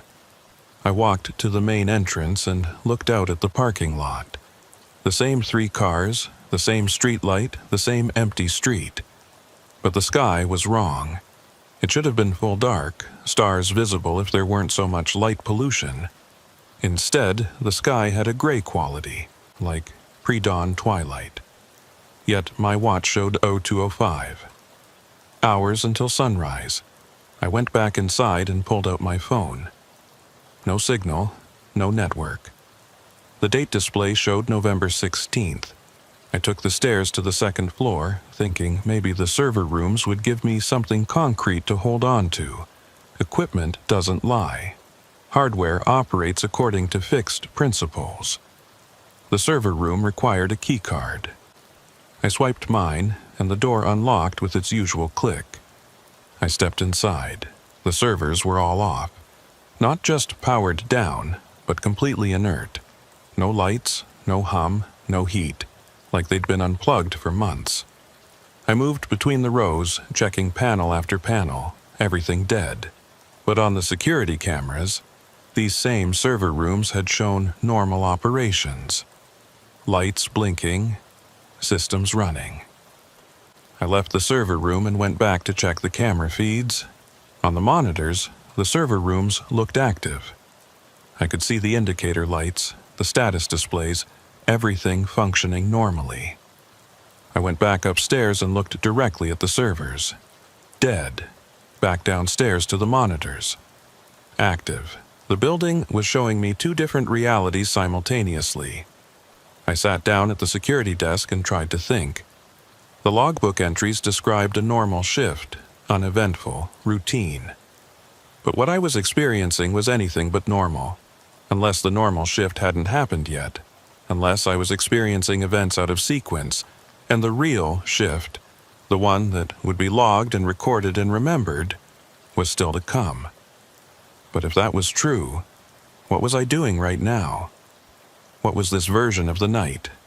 This experience that nobody would ever record? At 0300, my radio crackled. Post 7, status check. I grabbed the radio and transmitted. Central, this is Agent Hayes. I need to report. But what came out of my mouth didn't match what I intended to say. My voice, speaking on its own, said, Post 7, all clear. No incidents. I tried again, forcing the words. I'm experiencing timeline disruption. I need... But again, my voice transmitted something different. Everything normal. Next check at 400. I wasn't in control of what I was saying. My future self was speaking through me, delivering the reports that had already been logged, that had already happened according to some version of reality I hadn't experienced yet. I dropped the radio and looked at my hands. They were fading, not disappearing but becoming translucent. I could see the desk through them. I was being edited out of this timeline. The version of me that was logged, recorded, and official was overwriting the version of me that was experiencing these anomalies.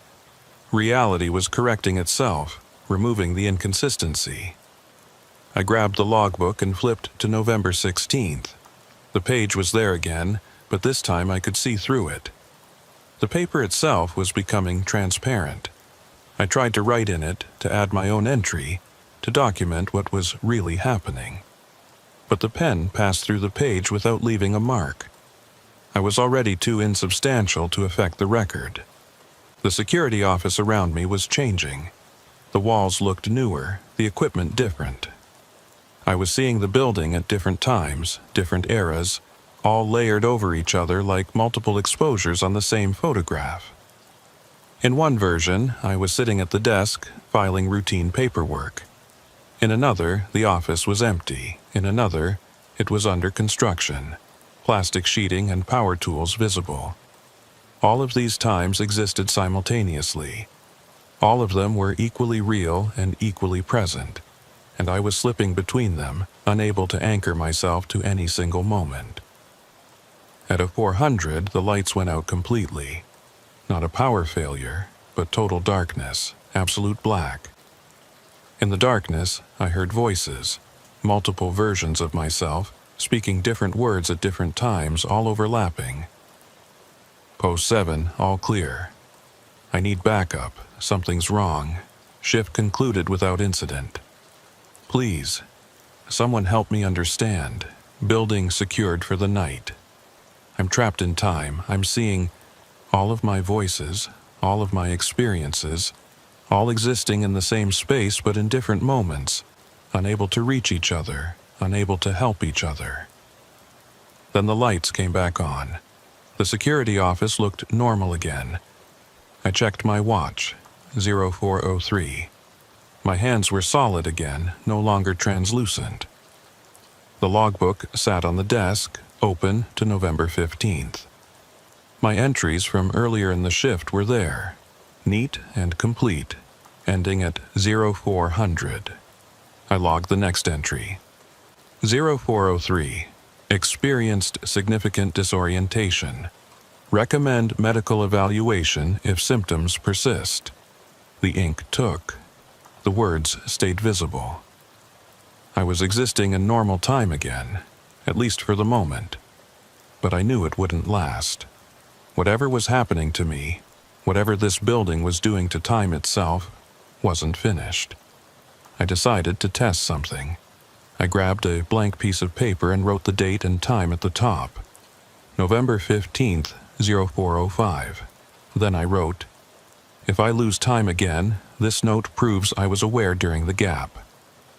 I folded the paper and put it in my pocket. Physical evidence that existed outside the logbook, outside the official record. At 0415, I did another patrol. This time, I paid close attention to details, looking for signs that time was behaving strangely. The building felt normal. The floors had the right number of rooms, the hallways were the correct length, the server rooms hummed with their usual drone. Everything appeared ordinary. But when I returned to the security office at 0435 and checked the camera feeds, I saw something that confirmed my worst suspicions. On the third-floor camera, there was someone walking the hallway. The figure was dark, shadowy, difficult to make out clearly, but the gait was familiar. The posture, the way of moving. It was me, again. Another version of me, existing in the same building at the same time. I grabbed my radio and my flashlight and headed up to the third floor. When I burst through the stairwell door, the hallway was empty, but I could hear footsteps, fading away, as if someone had just turned a corner. I followed the sound, moving quickly but quietly. The footsteps stayed just ahead of me, always just out of sight. I rounded corner after corner but never caught up. Finally, I stopped in the middle of a hallway and called out, "Hayes, I know you're there. I know you're me. We need to talk." The footsteps stopped. For a long moment, there was only silence. Then, from somewhere ahead of me, I heard my own voice. "You can't talk to yourself across timelines. It creates paradox." "I don't care about paradox," I shouted.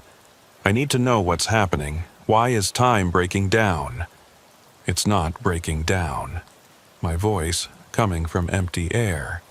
It's consolidating. All the versions of tonight are collapsing into the official record.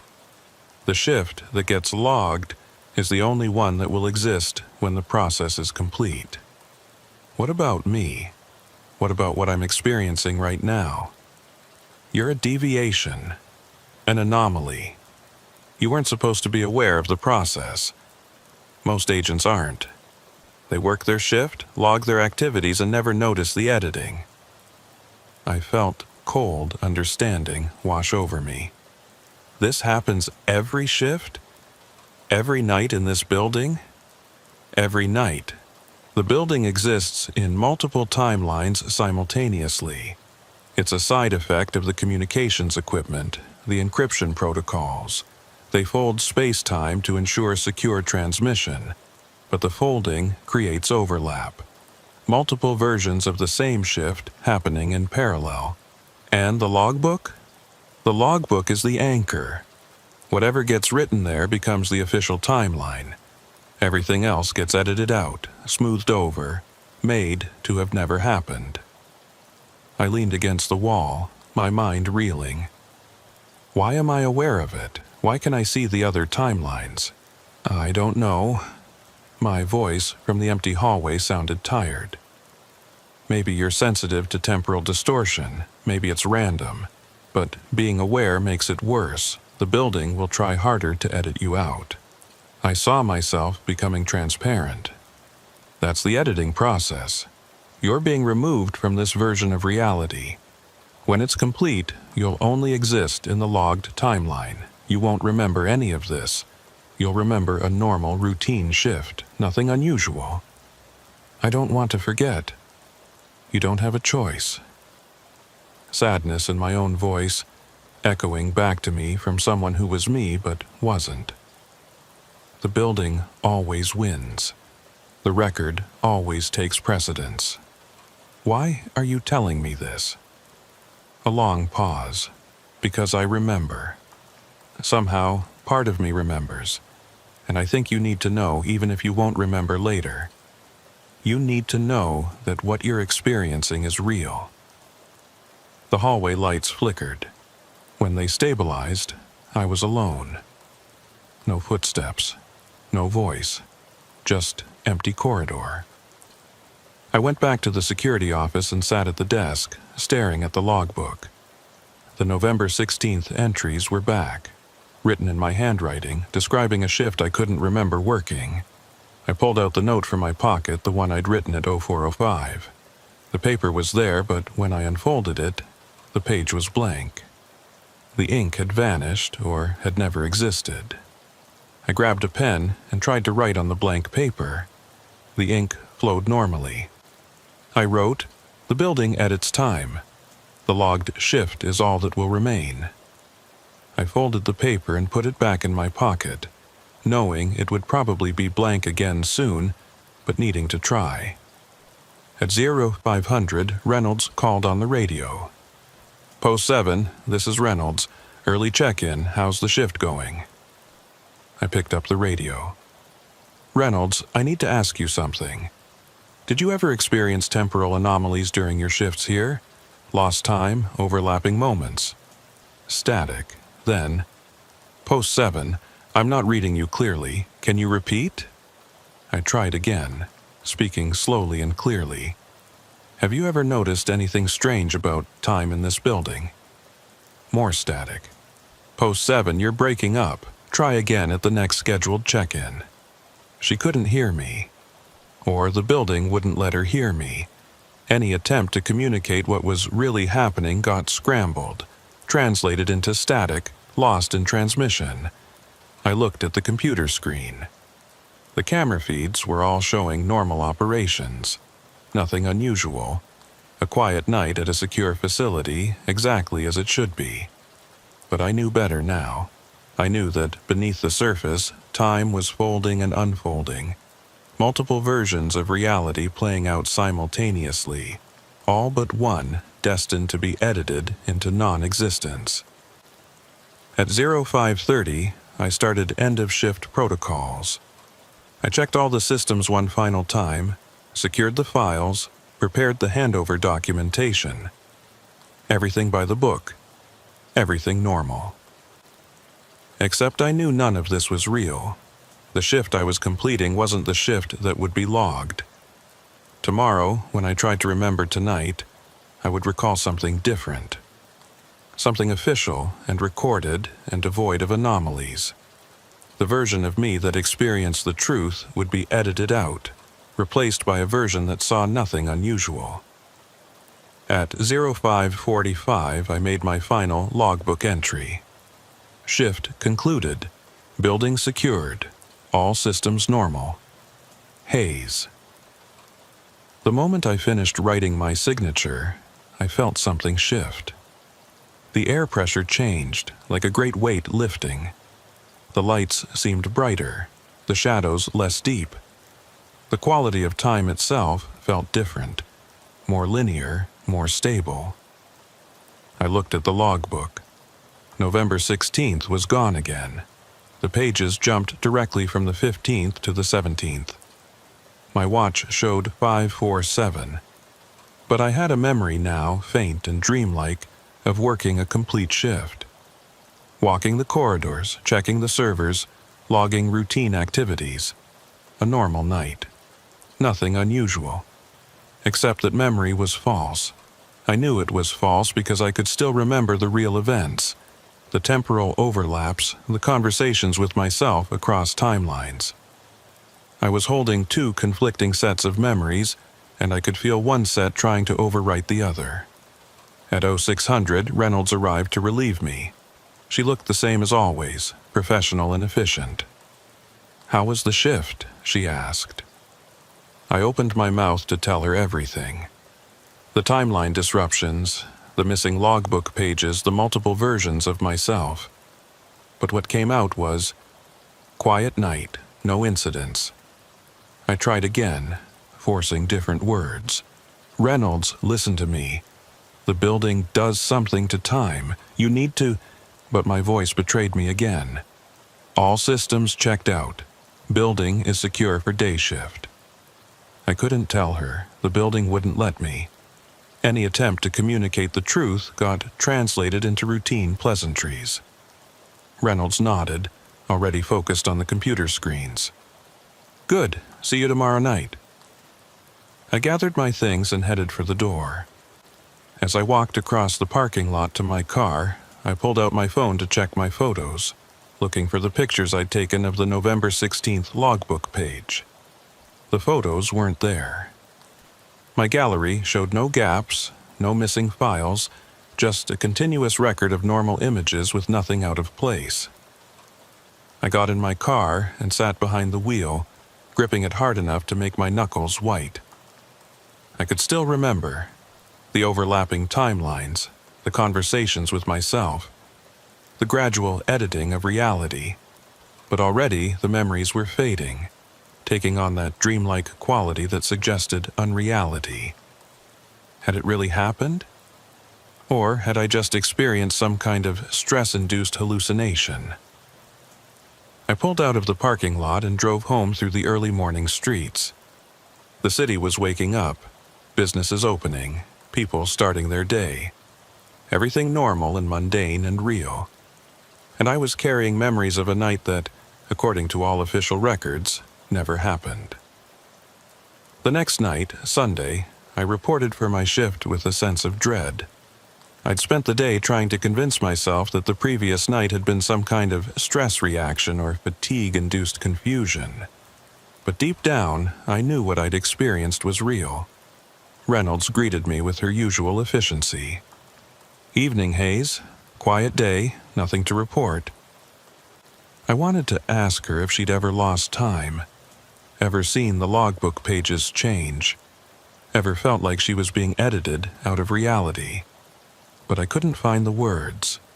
Every time I tried to form the question, my mind went blank. After Reynolds left, I settled into the security office and pulled out the logbook. I flipped through the pages carefully, checking each date. November 15th was there, with my entries from 2 nights ago. November 17th showed entries from tomorrow's shift, written by an agent whose name I didn't recognize. Collins. But November 16th, last night's date, simply didn't exist in the book. I checked my own memory. I could remember working last night. I remembered a quiet shift, routine patrols, nothing unusual. But I also remembered something else, something that felt more like a dream. Temporal overlaps, missing pages, conversations with myself. 2 sets of memories, incompatible with each other, both claiming to be real. I pulled out my phone and opened the Notes app. I typed, "If time breaks again, read this. Last night was real. The building at its time. Trust what you experience, not what you're told." I saved the note and set it as a pinned message so I couldn't miss it. At 1900, I started my first patrol. The building felt normal, perfectly ordinary, just hallways and offices and equipment. Nothing sinister. But as I walked the 3rd-floor corridor, I noticed something. On one of the office doors was a placard that read, "Communications Director Collins." Collins, the name that would be in tomorrow's logbook. An agent who would work the shift after mine. I tried the door, locked. But through the small window I could see the office was occupied. Someone was sitting at the desk writing something. I knocked on the window. The figure at the desk didn't respond, didn't even look up. Just kept writing. I knocked harder. "Hey, this floor is supposed to be empty." No response. The figure continued writing, oblivious to my presence. I used my master keycard to unlock the door and pushed it open. The office was empty, no desk, no chair, no person. Just an unfurnished room with blank walls. But through the window I could still see the figure sitting there writing. I stepped back into the hallway and looked through the window again. The figure was clearly visible, hunched over paperwork. I opened the door. Empty room. I was seeing 2 realities again. One where the office was occupied, one where it was empty. And I could perceive both simultaneously. I closed the door and continued my patrol, my heart rate climbing. It was starting again. Time was fracturing around me. Back in the security office at 1930, I logged my activities. The pen worked fine, the ink took normally. Everything seemed stable. But when I looked at the entry I'd just written, I saw something that made my breath catch. My handwriting, but different words than I'd intended. I'd written, 1930, 3rd floor check.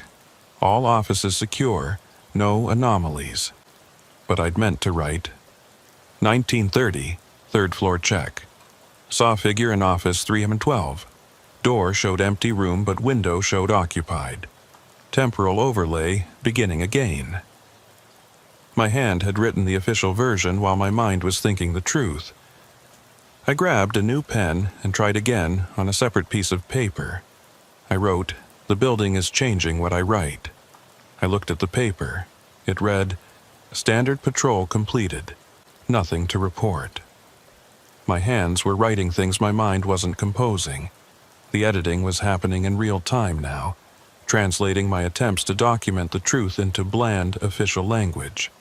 At 2000, I checked in with Central Command. Post 7, status check, all clear. But I hadn't pressed the transmit button. The radio had broadcast on its own, speaking with my voice but without my intention. I tried to override it, to speak my own words. "Central, I need to report timeline."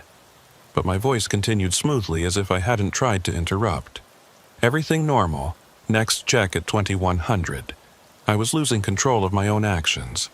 The official version of me was taking over, performing the shift that would be logged and recorded while my conscious awareness became just a passenger. At 2100, I was doing a server room check when I saw him. Another version of myself, standing at the far end of the room, checking the equipment panels. This version of me didn't seem aware of my presence. He moved through his duties mechanically, efficiently, logging information on a tablet. I walked closer. "Hayes, I know you can hear me." The other me didn't respond. He just continued working, checking gauges, noting readings. I reached out to touch his shoulder. My hand passed through him like he was made of mist. He was there but not solid, occupying the same space but in a different timeline. I pulled out my phone and tried to take a picture. But when I looked at the screen, the photo showed an empty server room. The other me didn't appear in the image. I was the only one who could see him. Or I was seeing across timelines, perceiving versions of the shift that existed in parallel to my own. The other me finished his check and walked toward the door. As he passed, he suddenly stopped and turned to look directly at me. For a moment, our eyes met. His expression showed confusion and recognition. Then he spoke. "You're still aware?" "Yes," I said. "Are you?" "I think so, but I'm not sure which version is real. Am I the one logging the official shift, or are you?" "I don't know," I admitted. "Maybe we both are. Maybe there are dozens of versions of us, all working this shift simultaneously, all thinking we're the real one." The other me looked troubled. "If that's true, which one survives? Which version gets to keep existing when the timelines consolidate?" Before I could answer, he flickered and vanished. Just gone, like a candle blown out. I stood alone in the server room, surrounded by humming equipment, feeling more isolated than I'd ever felt in my life.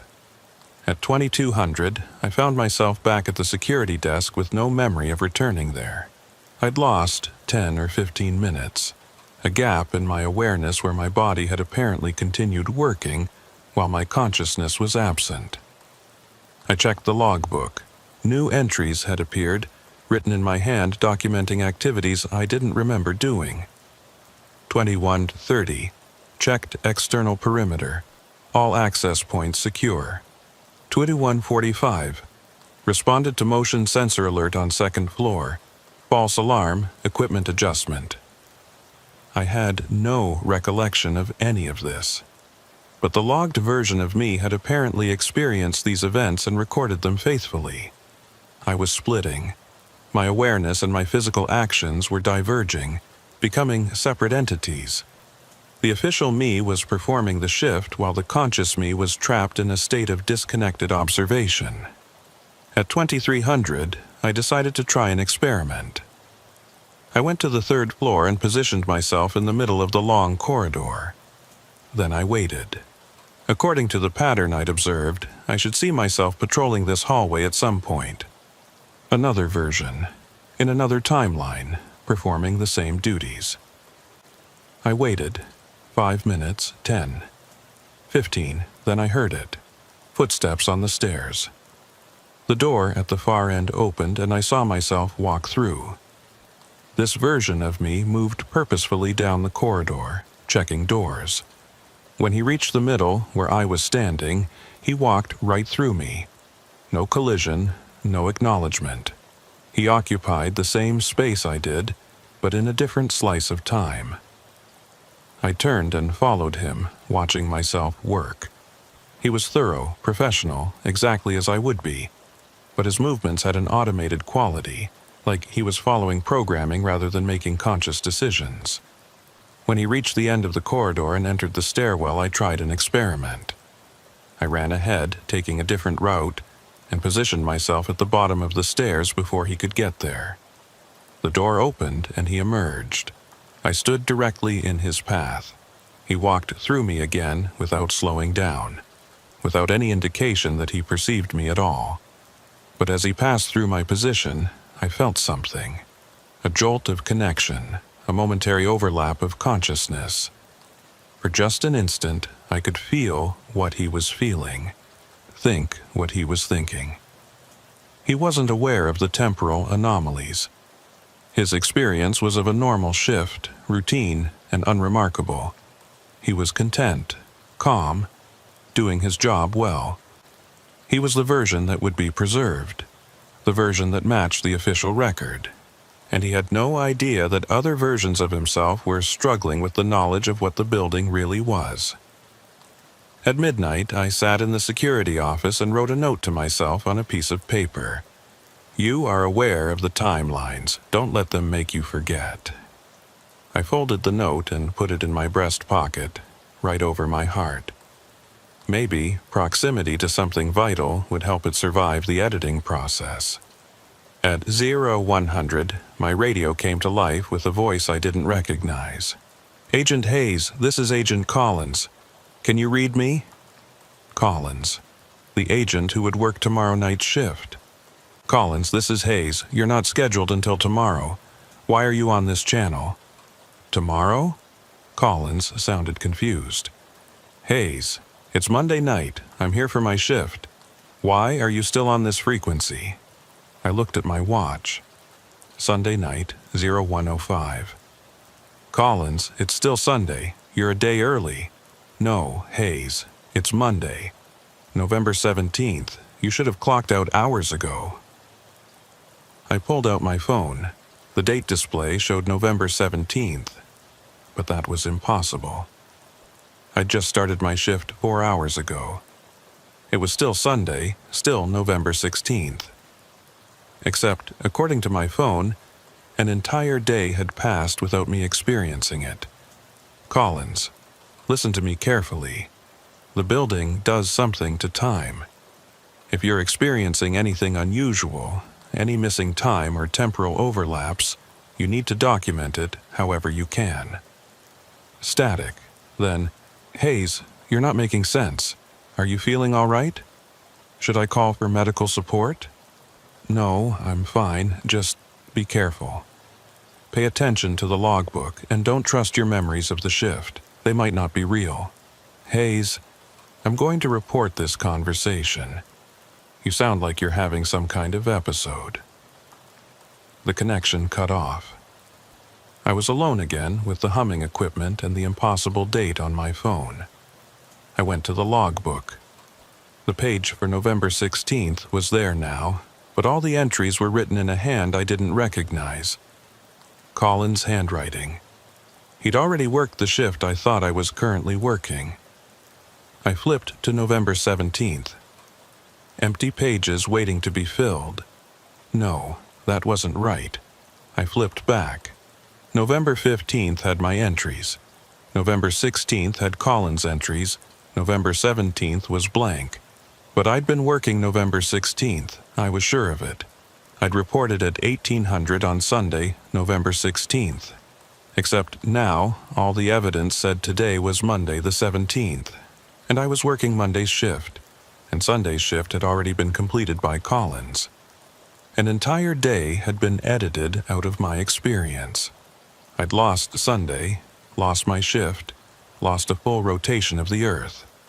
I pulled the note from my pocket, the one I'd written at midnight reminding myself that I was aware of the timelines.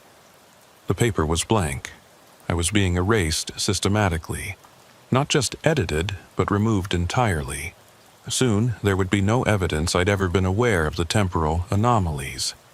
I would just be another agent working routine shifts, logging standard activities, never noticing the impossible folding of time that surrounded me. At 200, I heard footsteps in the hallway outside the security office. I looked at the camera feed. The hallway was empty, but the footsteps continued getting closer.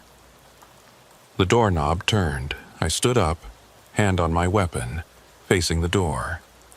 It opened slowly, and I saw myself walk in. Not a past or future version. Not a temporal echo. But me right now, in this moment, walking through a door I was watching from the other side. We stared at each other. Same uniform, same age, same expression of confusion and fear.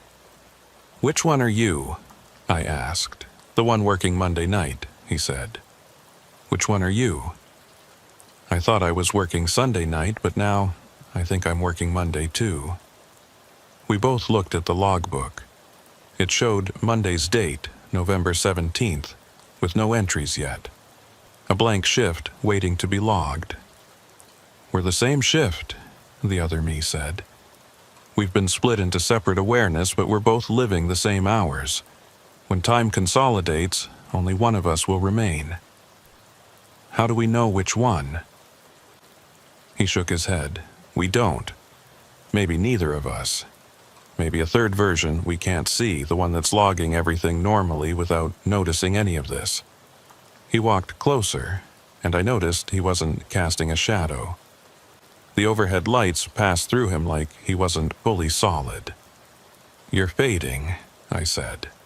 "So are you," he replied, pointing at me. I looked down at my hands. He was right. I could see the desk through them, faint but definite. I was becoming translucent. "The timeline is choosing," I said. "It's deciding which version to keep. Or it's discarding both of us." He sat down in the chair, or tried to. He passed partially through it before finding solidity. "Maybe we're both the anomalies. Maybe there's an official version of this shift happening right now that we can't see, and we're just glitches being edited out." The lights flickered. When they stabilized, the other me was gone. I was alone in the security office, becoming more transparent with each passing second. I grabbed the logbook and tried to write something, anything, to anchor myself to this reality. But the pen passed through the page without leaving a mark. I was too insubstantial now to affect physical objects. I was becoming a ghost in my own shift. At 0300, I couldn't feel the floor anymore. I was standing on it, or I thought I was, but there was no sensation of contact. I was present, but not participating. Observing, but not affecting. I walked through the building, passing through walls and doors like they were made of mist. I could see everything, but interact with nothing. On the second floor, I saw another version of myself doing a server room check. He was solid, corporeal, real. He logged his activities on a tablet, then left the room through the door like a normal person. That was the version that would survive. The one who experienced nothing unusual, who had no awareness of the temporal folding, who would log a routine shift and remember nothing strange. I tried to speak to him, to warn him, but no sound came out. I was beyond sound now, beyond matter. Just a consciousness drifting through a building that no longer acknowledged my existence. At 0400, I found myself in the security office without having walked there. I was just there, sitting at the desk or hovering near it. I couldn't quite tell which. The logbook was open, filled with entries in my handwriting. A complete record of a normal shift, everything logged properly, everything routine. I had no memory of writing any of it. On the computer screen, I could see the time. 0403. In 3 hours, the shift would end. Day shift would arrive. And whatever version of me existed in that future would hand over custody of the building with no awareness that anything strange had happened. I would forget, or I already had forgotten, or I'd never known. Time was so tangled now I couldn't tell what was memory and what was premonition. At 0500, I felt myself starting to fade completely. Not just visually, but existentially. The building was finishing its editing, removing the anomaly, smoothing over the glitch. Soon, I would simply cease to be, and only the official version would remain. I made one last attempt to leave evidence. I tried to write on the wall, scratch something into the desk, leave any mark that would prove I'd been aware. But I couldn't affect anything. I was less than a ghost. I was a memory. The building was actively forgetting. The last thing I remember from that night was watching the sun come up through the window. Dawn light filling the security office, illuminating the desk and the logbook and the empty chair. No one sitting there. The shift already ended. Day staff arriving, going about their normal routines, never knowing that something impossible had just occurred in the building they worked in. And me, watching from nowhere, from a slice of time that didn't exist in any official record. Then, even that faded. I woke up in my car in the parking lot. The sun was high overhead, mid-afternoon by the look of it. My phone showed 14:30 hours, Monday, November 17th. I had no memory of how I got there. The last thing I clearly remembered was starting my shift Sunday night at 1800. Everything after that was confused, fragmented, like trying to remember a dream. I checked my phone. No missed calls, no messages.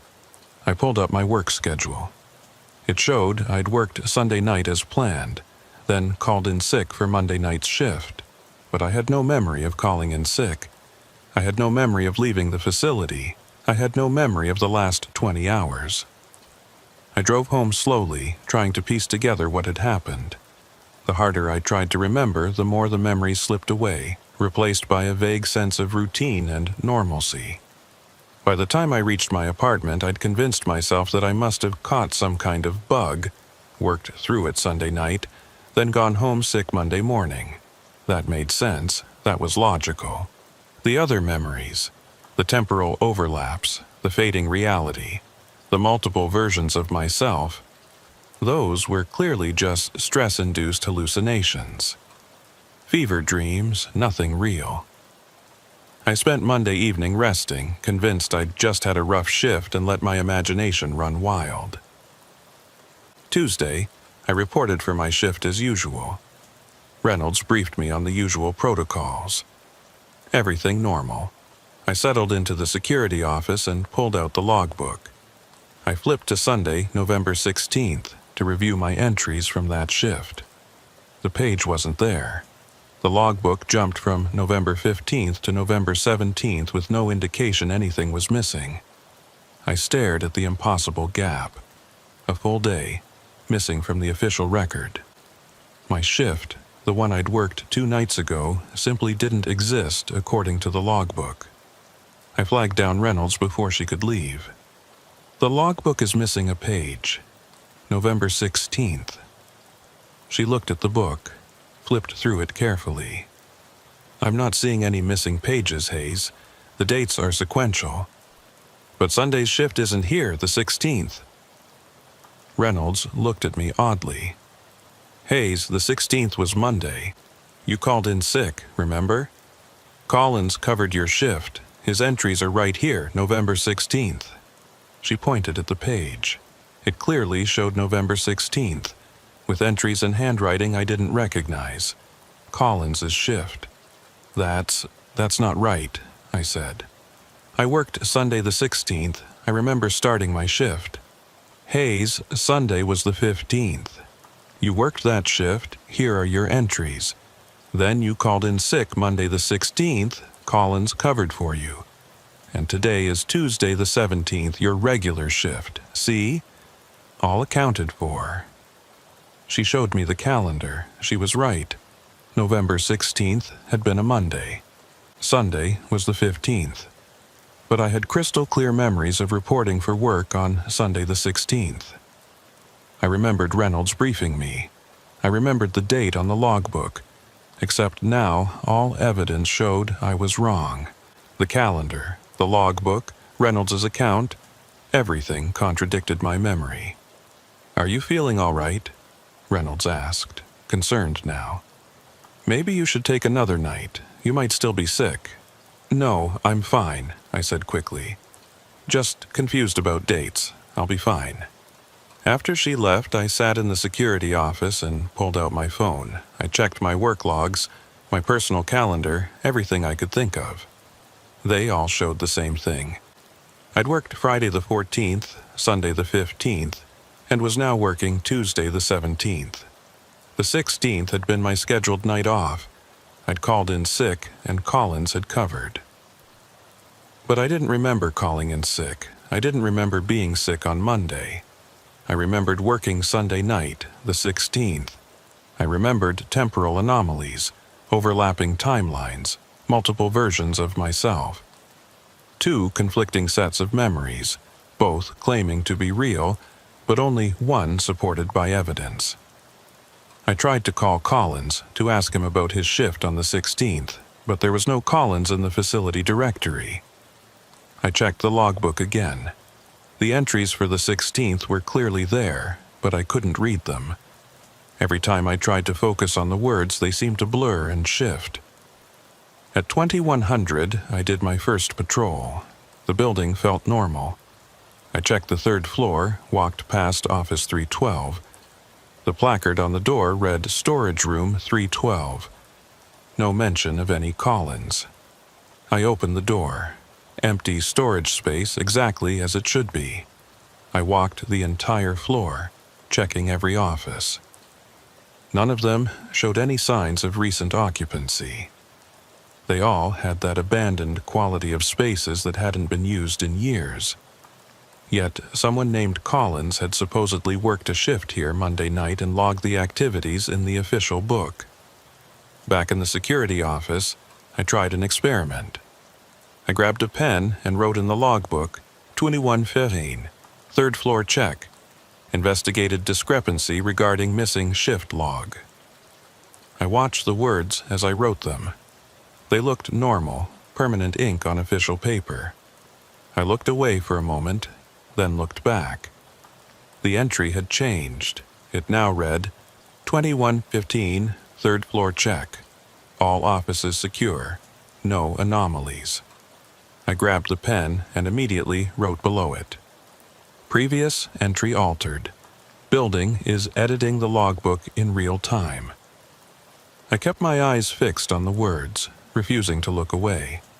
But even as I watched, the letters began to shift and rearrange. Within seconds, the entry read, 2120, continued patrol. Everything normal. The building was actively rewriting the record while I watched, not even trying to hide it anymore. I pulled out my phone and took a picture of the page before it could change again. The photo showed normal entries. Nothing about alterations or editing. The building was changing reality itself. Not just records, but perception, memory, everything. At 2200, I heard footsteps in the hallway. I grabbed my flashlight and weapon and went to investigate. The third floor corridor was empty, but the footsteps continued. They seemed to come from everywhere and nowhere, echoing in impossible ways. I followed the sound to Office 312. The door was closed, but I could hear someone moving inside. I used my keycard to open it. The room was empty. Just bare walls and concrete floor. But the sounds continued. Footsteps, papers rustling, a chair scraping. I stood in the center of the empty room and listened to sounds that had no source. Activity from a timeline that didn't exist, bleeding through into mine. Collins, I called out. I know you're here. I know you worked Monday night. I need to know what you experienced. The sounds stopped. Complete silence. Then, very faintly, I heard a voice. My voice. There is no Collins. There never was. That shift doesn't exist. We don't exist. Who am I talking to? I asked the empty room. You're talking to yourself. The version of you that worked the shift that never happened. The version the building edited out. If you were edited out, how can you still exist? I don't exist. Not really. I'm just an echo, a remnant that got caught in the machinery. A ghost of a shift that was removed from the timeline. I felt cold understanding settle over me. The building doesn't just edit logbooks. It edits reality itself. Entire shifts just cease to have ever happened. Yes, my voice from empty air. And the people who work those shifts cease to have ever worked them. Their experiences, their memories, their very existence during those hours, all removed. Smoothed over, made to have never been. But I remember working Sunday the 16th even though everyone says I called in sick. You remember because you were there. You're one of the echoes now. The building couldn't completely erase you. Part of you remains, aware of what was taken. How many others are there? How many shifts have been erased? Look at the logbook, really look at it. Not at the pages that are there, but at the spaces between them. I went back to the security office and examined the logbook carefully. The binding, the page edges, the thickness of the book. It was too thin. A year's worth of daily entries should have made the book much thicker. But it was barely half an inch, maybe 200 pages. I counted the pages. The book jumped from one date to another with irregular gaps. November 15th, 17th, 19th, 22nd, 25th. Random dates included, others missing. No pattern I could discern. But when I tried to flip to the missing dates, my fingers found no purchase. The pages weren't there to turn to. They'd been removed so completely they'd never existed. Dozens of shifts, maybe hundreds over the years, just gone. Edited out of the record, out of time, out of existence. And the agents who'd worked those shifts, where were they? "We're here," my voice said from the empty security office, though I was the only one visible in the room. All of us, the ghosts of shifts that never happened. We exist in the spaces between, aware but unable to affect anything, watching the living work shifts that will be logged while ours never were. How do I avoid ending up like you? You can't. It's already happened. Part of you is already here with us. The part that experienced Sunday the 16th. You just haven't fully realized it yet. I looked down at my hands. They were solid, corporeal. I could feel the desk, the chair, the logbook. I was real. But for how long? How much of me was already fading, already edited out, already becoming another echo in a building that consumed shifts and turned them into non-existence? At 0100, I started noticing more of them. The ghosts of shifts that never were. They appeared in the camera feeds, faint and translucent, moving through their routines. Agents I didn't recognize, some in current uniforms, some in styles from decades past. All of them working shifts that had been removed from the official record. All of them trapped in a state of partial existence, aware enough to know what had happened, but powerless to change it. I could see them everywhere now. In the hallways, the server rooms, the offices. Dozens of figures moving through the building, each one experiencing their own erased shift, each one invisible to the others. We were all there, all occupying the same space, all existing in parallel timelines that had been severed from the main flow of reality. At 0300, I saw Reynolds. Not the current Reynolds, but a younger version from years ago, working a night shift that had been edited out. She moved through the security office like I wasn't there, checking equipment that no longer existed, logging entries in a logbook that wasn't there. I tried to speak to her, but she couldn't hear me. We were in different slices of time, different versions of reality that happened to overlap. "How long have you been here?" I asked, knowing she couldn't answer. But another voice responded, from somewhere in the room I couldn't see. 23 years. I spun around. Who said that? Agent Morrison. I worked here in 2002, November 16th, 2002, a Thursday night. I remember it clearly because it was the night that got taken. You've been here for 23 years? In this building, yes. In this state of partial existence, I can't leave.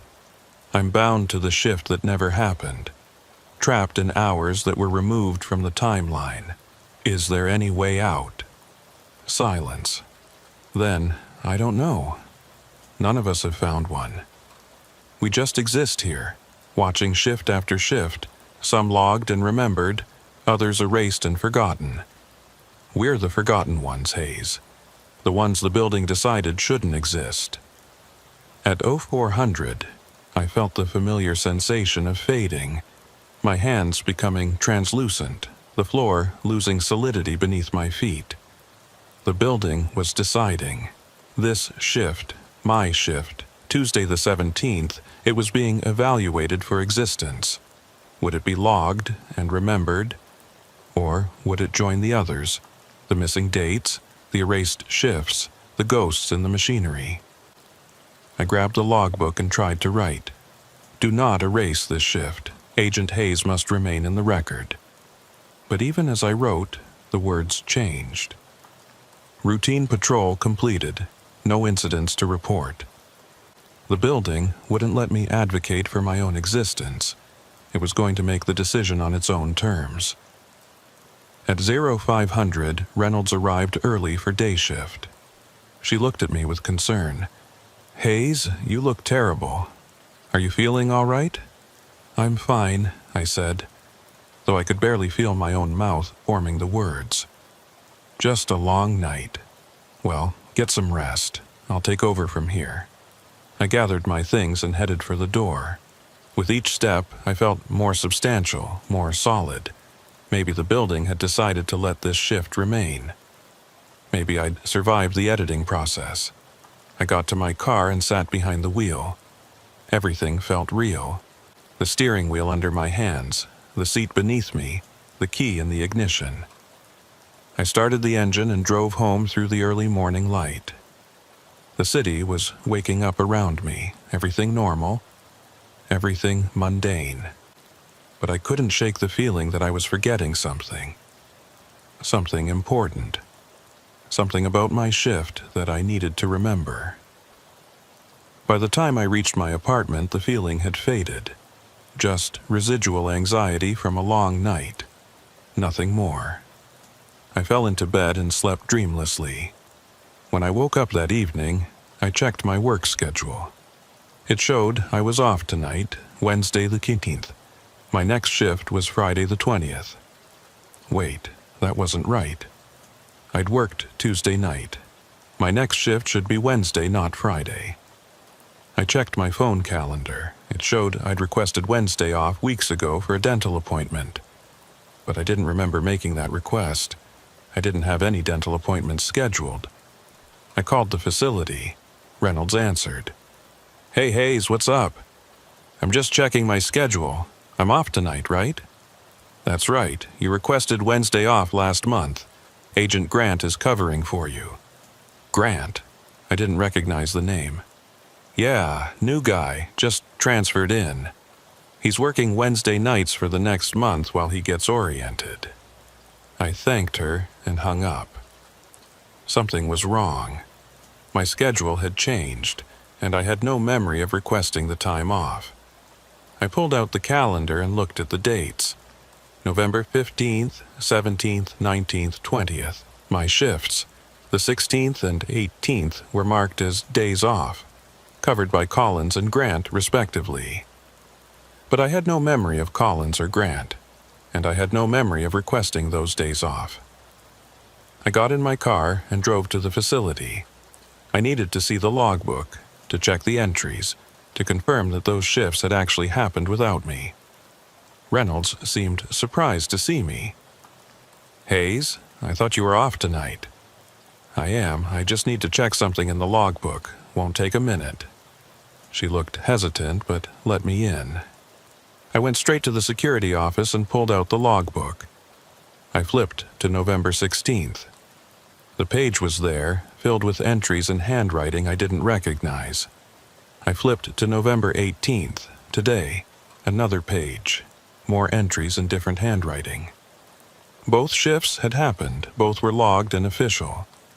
But I had no memory of being absent, no memory of these other agents working my shifts. Reynolds, I called out. Who is Collins? She came into the security office. Collins? Never heard of him. Why? I pointed at the November 16th entries. He worked this shift. It's logged right here. Reynolds looked at the page. Hayes, those are your entries. That's your handwriting. I looked again. She was right. The handwriting was mine. My signature at the bottom of each entry. But I hadn't written them. I'd never even been here on the 16th. I'd called in sick. Except now, the official record showed I'd worked that night and written these logs myself. "Hayes, are you sure you're feeling all right?" Reynolds asked gently. "Maybe you should see medical. You seem really confused." I left without answering. Got in my car and drove aimlessly, trying to make sense of what I was experiencing. The building was rewriting my history, not just the official logs, but my actual past. Shifts I hadn't worked were being added to my record. Shifts I had worked were being removed. My personal timeline was being edited and reorganized according to rules I didn't understand. By the time I got home, I'd convinced myself that I was just tired, stressed, maybe coming down with something. The confusion would pass. But deep down, in a place I couldn't quite access consciously, I knew the truth. I was being edited, systematically. Shifts were being added and removed, memories were being altered, my very existence was being reorganized. And soon, I would forget that anything unusual had ever happened. I would remember only what the building wanted me to remember. I would be just another agent working routine shifts, logging standard activities, never noticing the impossible machinery that surrounded me, never knowing that parts of me had been removed, edited out, made to have never existed. The building always wins. The record always takes precedence. And the agents who realize what's happening, we become echoes, ghosts, fragments of shifts that never were, aware enough to know we've been erased but powerless to prove it. I'm writing this now while I still can, while I still remember. But I know that soon these words will change. They'll become something ordinary, something bland and official. And I'll forget I ever wrote them, just like I'm forgetting everything else. The building is patient. It's been here longer than any of us.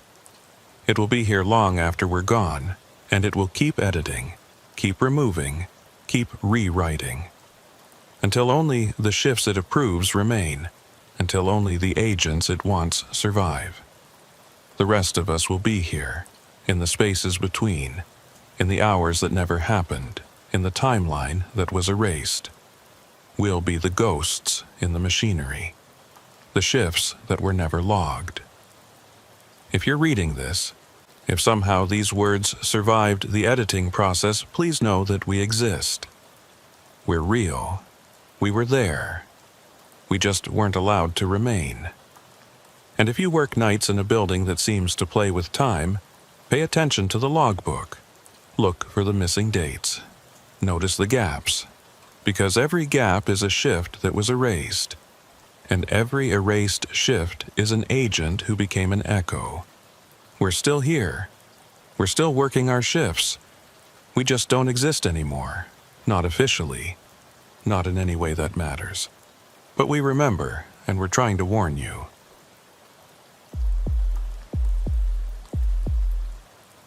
My name is Grant, and I've been with the United States Secret Service for 8 years. I've protected presidents, secured foreign dignitaries, and worked more high-stress details than I can count. But nothing in my training prepared me for the White House after 3 a.m. They don't tell you about the 3 o'clock rule during orientation. It's not in any manual, not part of any official briefing. You learn about it from the other agents, the ones who've worked the overnight interior posts long enough to know. They tell you in quiet voices during shift changes when no supervisors are listening. After 3 in the morning, you follow protocol exactly. No deviations, no improvising, no matter what you see or hear. You do your job by the book, and you don't ask questions. I didn't understand what they meant until my 3rd week on the night shift. My assignment was straightforward enough. Interior security, 2nd floor of the White House residence. The shift ran from 2200 to 0600 4 nights a week. During those hours, the first family was usually asleep. The building was quiet, and my job was to maintain a presence, monitor the hallways, and respond to any security concerns. The second floor of the residence is where the first family lives. Private quarters, bedrooms, sitting rooms. The spaces where they can be away from the public eye. During the day, it's active with staff, family members, and occasional visitors. But at night, after about 11 p.m., it's supposed to be quiet. Everyone asleep, lights dimmed, just silence and stillness. That's the theory, anyway. My supervisor was Agent Walker, a 15-year veteran who'd worked more night shifts than anyone else in the detail. He was in his mid-40s, with gray creeping into his hair and the kind of calm demeanor that came from seeing everything twice. On my first night, Walker walked me through the protocols. "Your post is here," he said, indicating a position near the center hall. "You maintain visibility of the main corridor. You check in every 30 minutes on the radio, and you respond to any unusual activity." "Define unusual," I said. Walker paused, choosing his words carefully. "Anything that deviates from normal residential patterns. Unexpected movement, unauthorized persons, security system alerts. Use your judgment." "What about the first family? If they can't sleep and decide to walk around?" "You maintain a respectful distance, you don't engage unless engaged, and you log it in your report. But honestly, that almost never happens. Most nights, once everyone's asleep by 11 or so, they stay asleep until morning." He showed me the posting log, a simple clipboard where I'd note the time of my checks and any observations. The previous week's entries were mind-numbingly boring.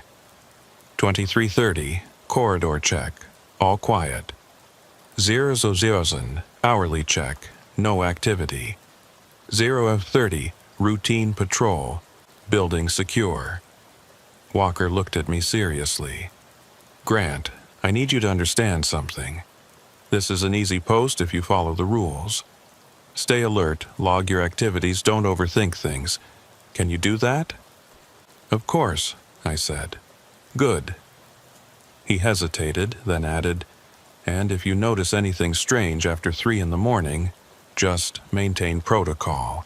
Don't investigate too deeply. Don't try to explain it. Just note it if necessary and move on. What kind of strange things? You'll know if it happens. Just remember what I said, protocol first, always." That should have been a clearer warning. But I was new, confident, and certain I could handle anything the assignment threw at me. Walker left at 22:30, and I took my post in the center hall. The second floor was quiet, just as he'd described. Soft lighting from wall sconces, thick carpet muffling any sound. The kind of stillness you only get in a building after everyone's gone to bed. I did my first check at 2300, walked the main corridor, checked the side hallways, confirmed all the doors were closed, everything normal. I logged it and returned to my post. The next few hours passed slowly.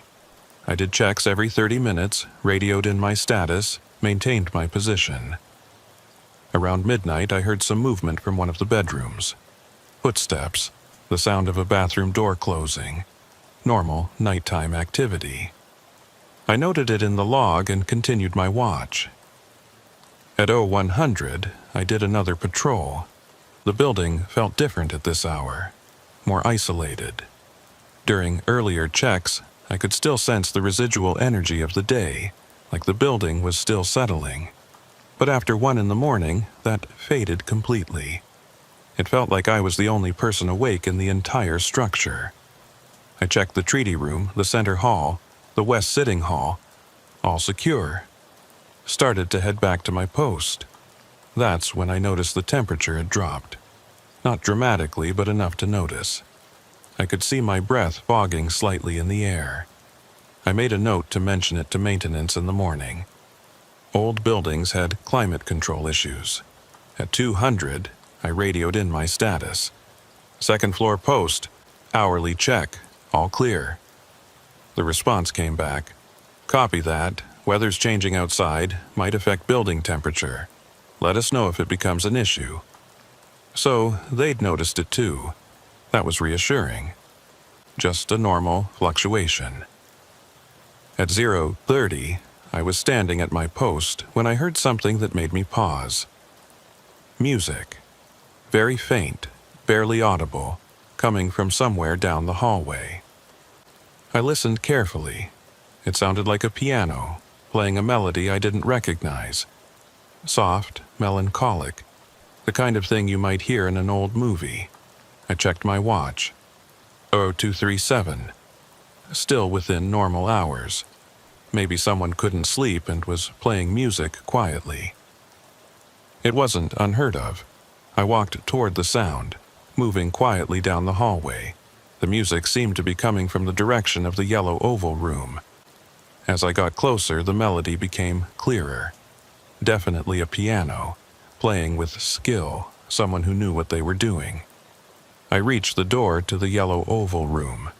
It was closed, but I could hear the music clearly now, coming from inside. I knocked softly. "Excuse me, this is Agent Grant. Is everything all right?" The music stopped immediately. Complete silence. I waited for a response. None came. I knocked again. "Sir, ma'am, I'm going to need verbal confirmation that everything is okay." Still nothing. I tried the door handle. Locked. I pulled out my master key and unlocked it, pushing the door open slowly. The room was empty. No piano, no person, no music. Just furniture and shadows.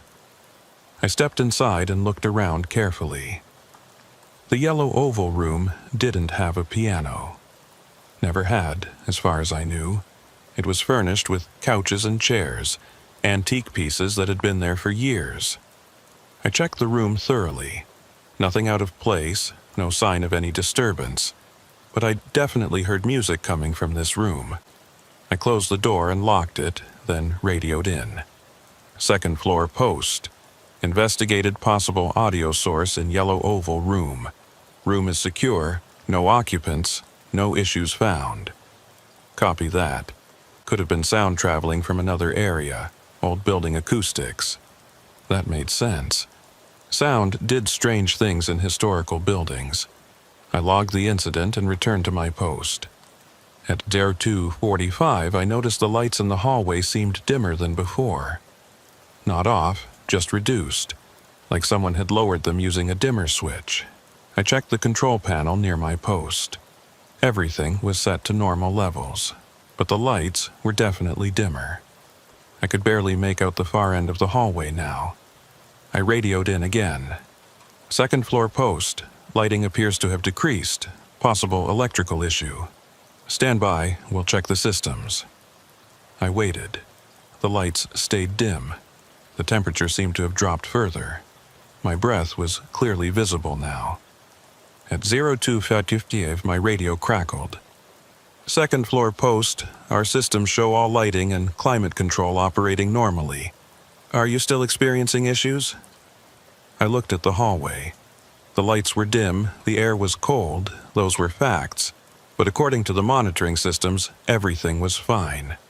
Affirmative, I said. Visual conditions appear darker than normal. Temperature feels significantly decreased. Copy. We're flagging it for maintenance. Continue normal duties. I checked my watch. 02:57. 3 minutes until 3 in the morning. I don't know why I was watching the time so closely. Something about Walker's warning, about the way he'd emphasized the 3 o'clock rule, made me pay attention to the approaching hour. At 02:59, the hallway lights flickered once. Just a brief flutter, then steady again. At 0300 exactly, everything changed. The temperature plummeted. I could see thick fog forming with each breath. The lights dimmed to almost nothing, just barely enough to see outlines and shapes. And the quality of the silence changed. It went from the peaceful quiet of a sleeping building to something heavier, more oppressive. Like the building itself was holding its breath, I stood very still, every sense on high alert. Something fundamental had shifted. The building felt different now, charged with a presence that hadn't been there a minute ago. I heard a door open somewhere down the hallway. Not a quick movement, but slow and deliberate. The creak of old hinges, the soft click of a latch releasing. I turned toward the sound, my hand instinctively moving toward my weapon. A figure stepped out of one of the bedrooms. I could barely make out details in the dim light. Just a silhouette, tall and thin, moving with an odd, gliding motion. "Excuse me," I called out. "Please identify yourself."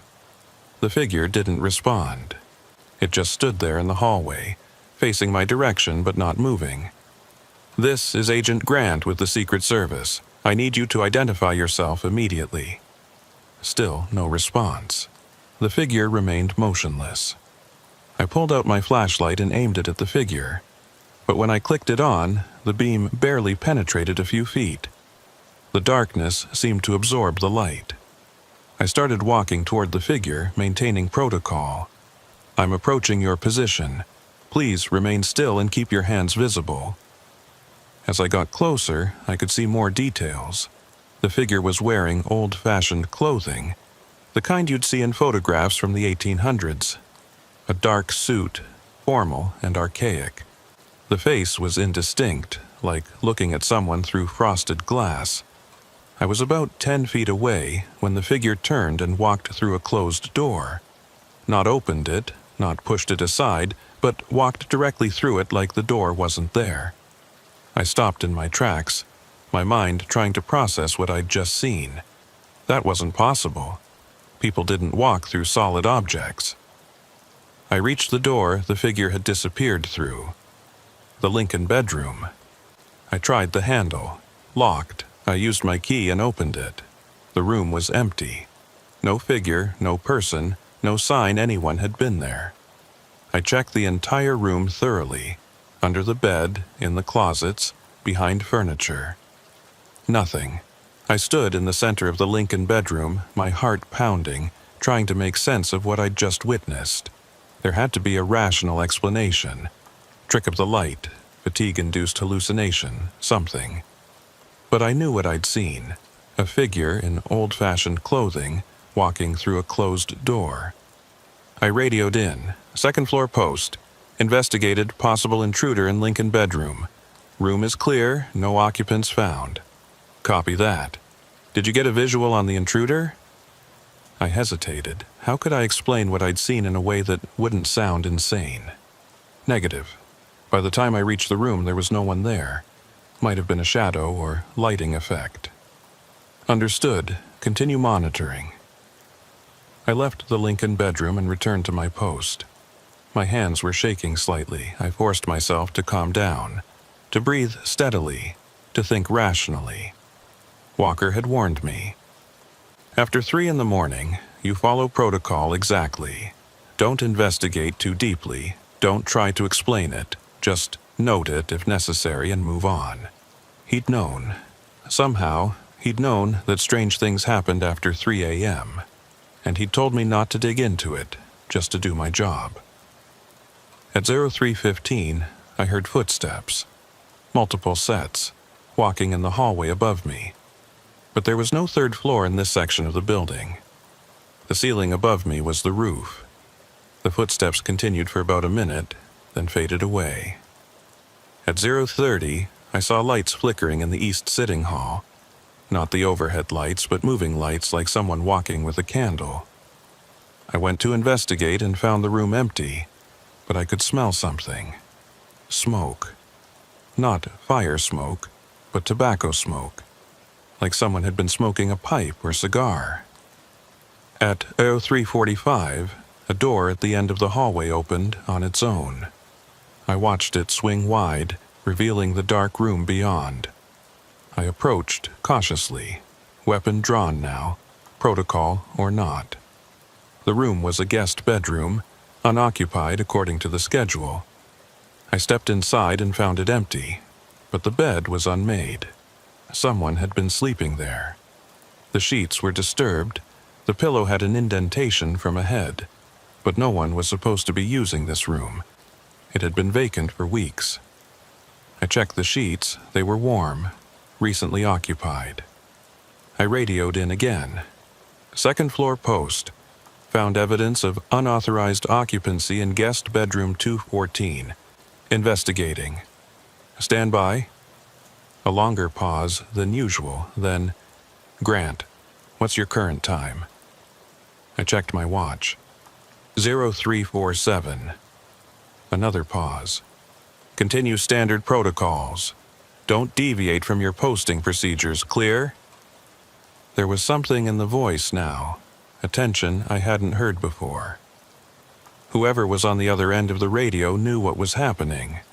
They knew about the 3 o'clock rule. Clear, I said. I left the guest bedroom and returned to my post. Around me, the White House after 3 in the morning was revealing itself. This wasn't the building I'd been guarding for the past few hours.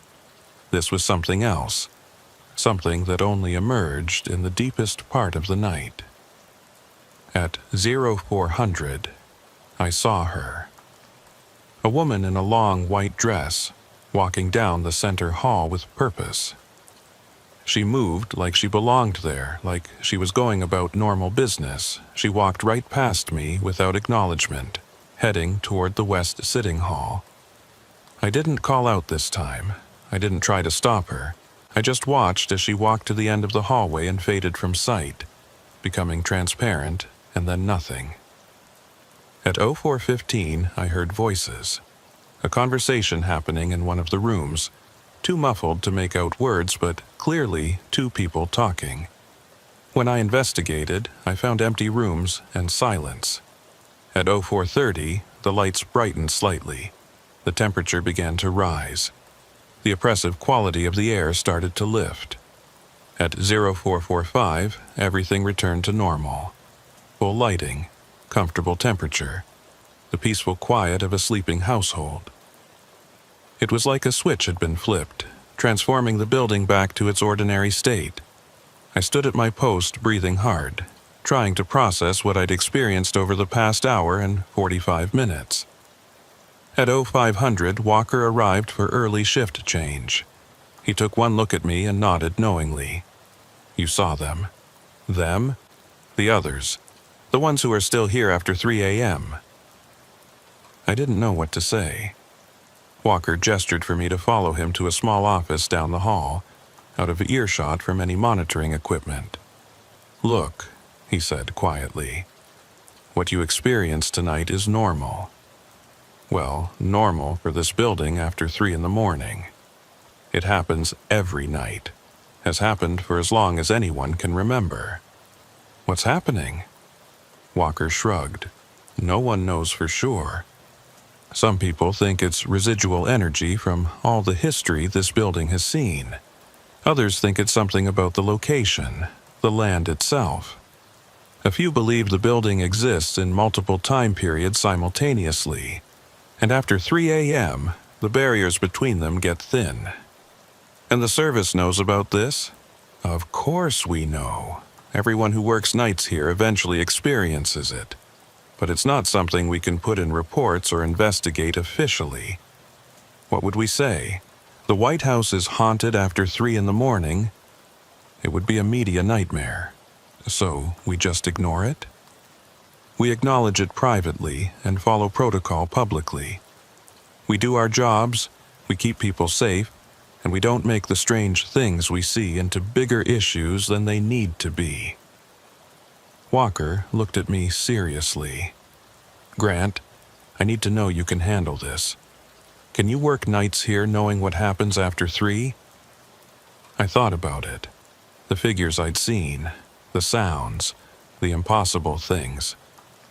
But nothing had been threatening. Nothing had actually posed a danger. It was just presence, activity from another time, bleeding through into ours. I can handle it, I said.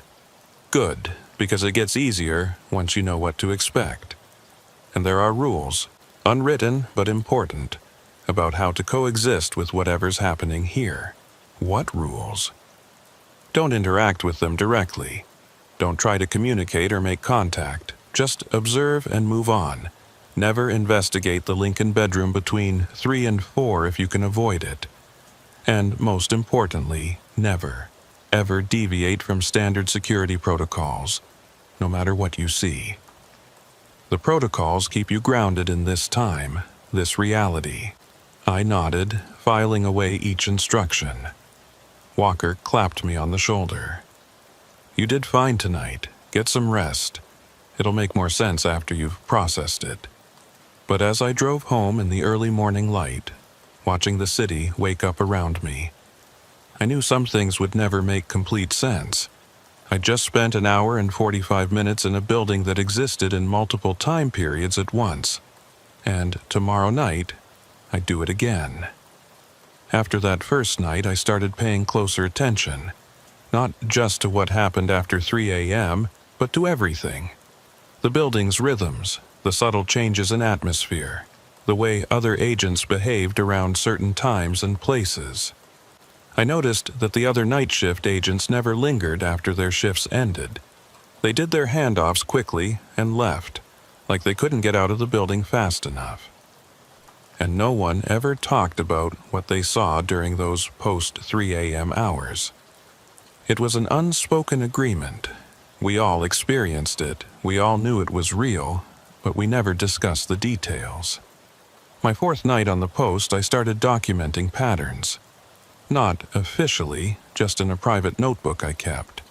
I wanted to understand what I was dealing with, even if I couldn't explain it.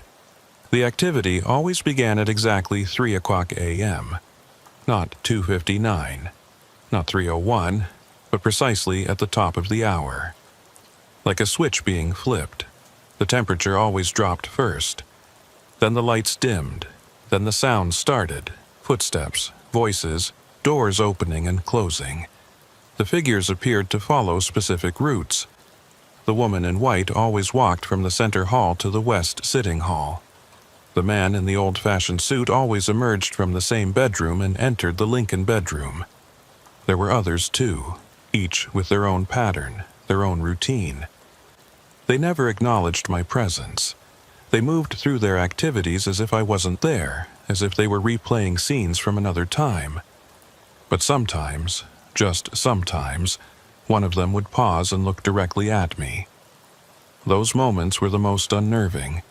The sense of being seen by something that shouldn't be able to see you, being noticed by the past. 2 weeks into the assignment, I experienced my first deviation from the pattern.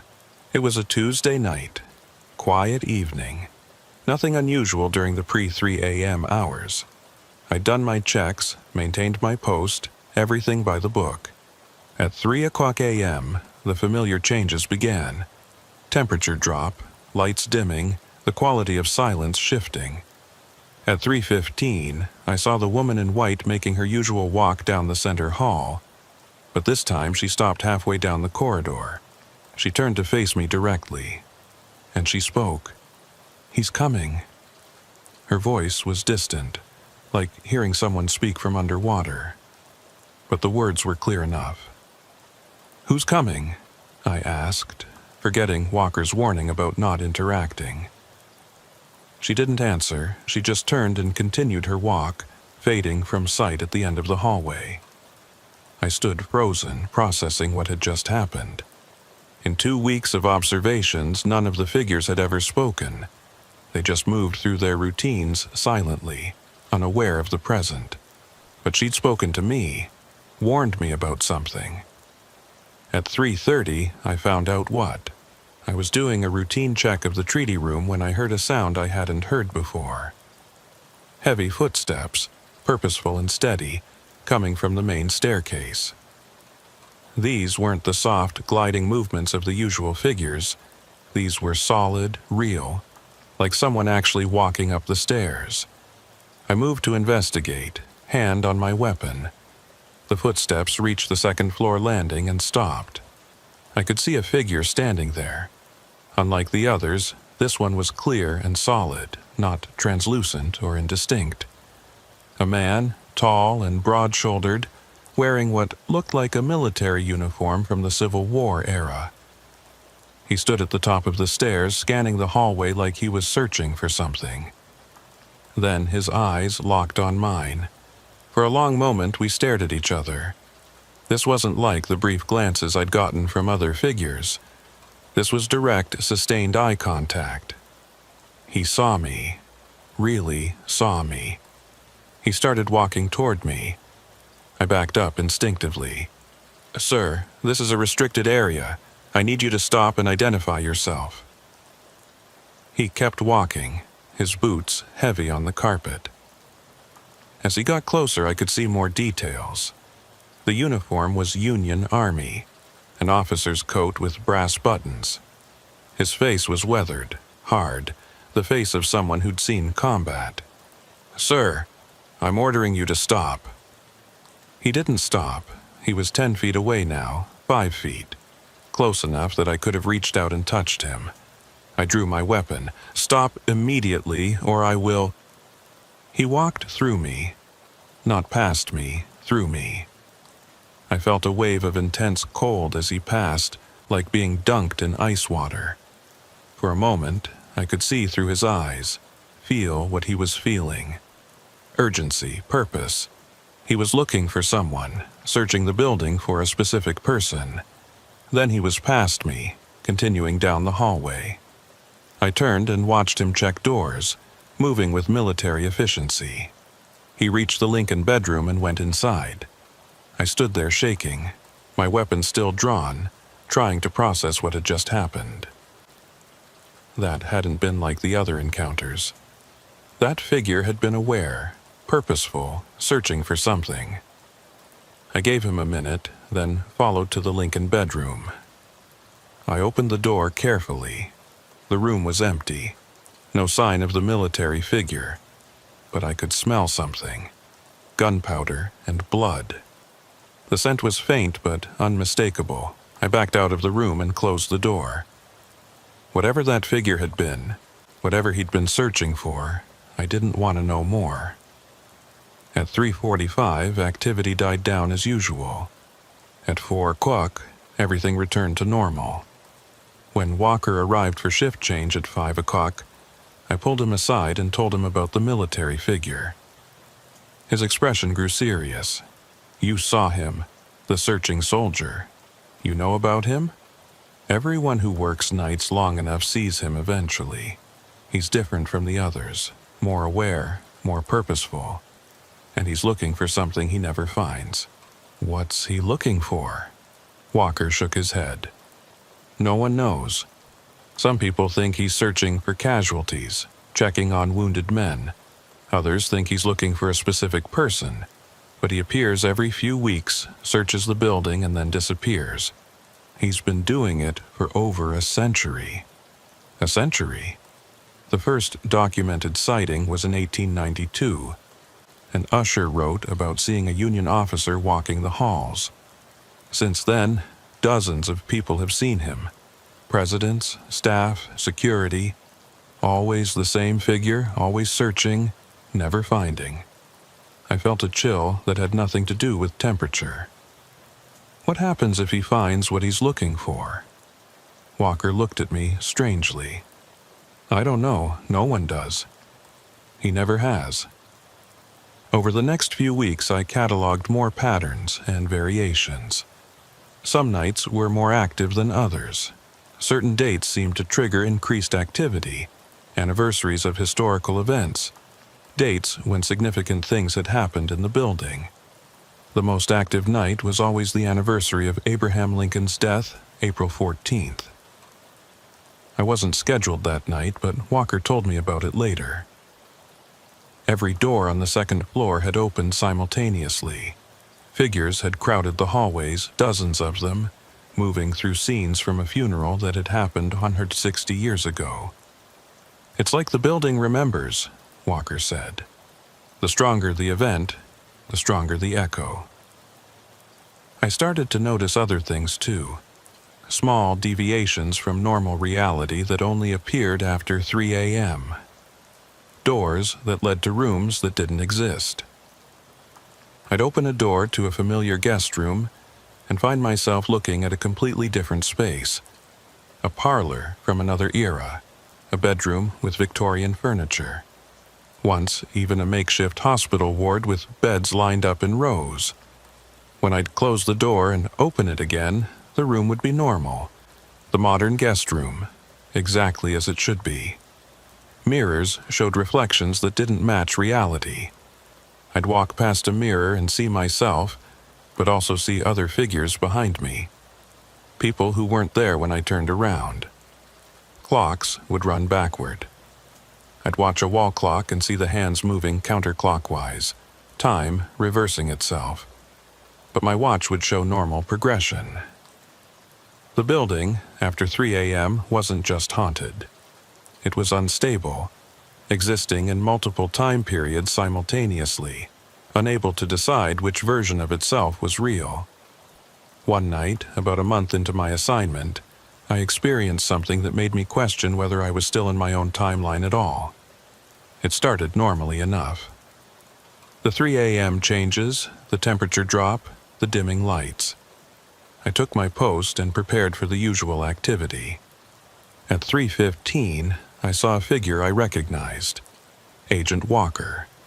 But not the current Walker, a younger version, maybe 10 years younger, wearing the uniform style from a decade ago. He was doing a patrol check, moving down the hallway exactly as I would. When he reached my position, he didn't see me. He looked right through me, the same way the historical figures did. I watched him complete his patrol and return to the posting position. He stood there, alert and professional, doing the job I was currently doing. I was watching a past version of Walker, working a night shift from years ago. The building was showing me its own history, replaying events from its recent past. But then, something stranger happened. I saw myself, another version of me walking down the hallway, doing a patrol check. This version of me was older, maybe 5 years older, moving with the confidence of someone who'd been doing this job for a long time. He walked right past where I was standing. I could have reached out and touched him, but I knew my hand would pass through. He was from the future, working a shift that hadn't happened yet. I was seeing multiple time periods simultaneously, past, present, and future, all occupying the same space, all equally real. The future version of me completed his patrol and returned to his posting position. For a moment, there were 3 of us in the hallway: past Walker, present me, and future me. 3 different times, 3 different shifts, all happening at once. Then, the future me turned and looked directly at where I was standing. Our eyes met. He could see me the same way I could see him. He mouthed something. I couldn't hear the words, but I could read his lips. Don't trust the protocols. Then he faded, and I was alone in the hallway again, shaking with the implications of what I'd just witnessed. Don't trust the protocols. The rules Walker had given me, the standard procedures that were supposed to keep me grounded in this timeline. My future self was warning me not to rely on them. But why? What did he know that I didn't? At 3:45, I radioed in my hourly check. The response came back normal. Everything seemed fine, but I couldn't shake the warning from my future self. Don't trust the protocols. At 4 o'clock, when things returned to normal, I went to the small office and pulled up the duty logs on the computer. I wanted to see the historical records, check if what I'd been experiencing matched what others had documented. The logs went back decades. I scrolled through them, reading entries from agents long retired or dead. Most were routine. Building secure, no incidents. Completed rounds, all quiet. But occasionally, there were other entries. Carefully worded, vague, but hinting at something unusual. Investigated unexplained sounds, unable to determine source. Observed anomalous lighting conditions, reported to maintenance. Responded to movement in unoccupied areas. No intruders found. The agents who'd worked here before me had all experienced the same things, and they'd all used the same careful language. documenting just enough to cover themselves, but not enough to raise alarms. Then I found something that made my blood run cold. An entry from 15 years ago, written by an agent whose name had been redacted. After-hours activity has become increasingly intrusive. Figures are no longer passive observers. They are attempting interaction, and in some cases demonstrating awareness of current timeline. Recommend immediate investigation and potential protocol revision. The entry was dated April 14th, the anniversary of Lincoln's death, and beneath it, in different handwriting, was a supervisor's note. Agent removed from posting. Psychiatric evaluation ordered. No protocol revision necessary. The agent who tried to report what was really happening had been labeled mentally unstable and removed. That's what happened when you tried to make the truth official. I closed the log and sat back, thinking. The service knew what was happening here. They'd known for decades, maybe longer, but they couldn't acknowledge it officially, so they had this unspoken system. Work the shift, observe the anomalies, log it in vague terms, and never push for real answers. And anyone who tried to break that pattern got removed. Don't trust the protocols. My future self had tried to warn me. The protocols weren't designed to keep me safe from the phenomena. They were designed to keep me compliant, to make sure I didn't ask too many questions or demand real explanations. I was being managed, contained, kept in a state of controlled ignorance. At 5 o'clock, when Walker arrived, I almost confronted him about it. But something stopped me.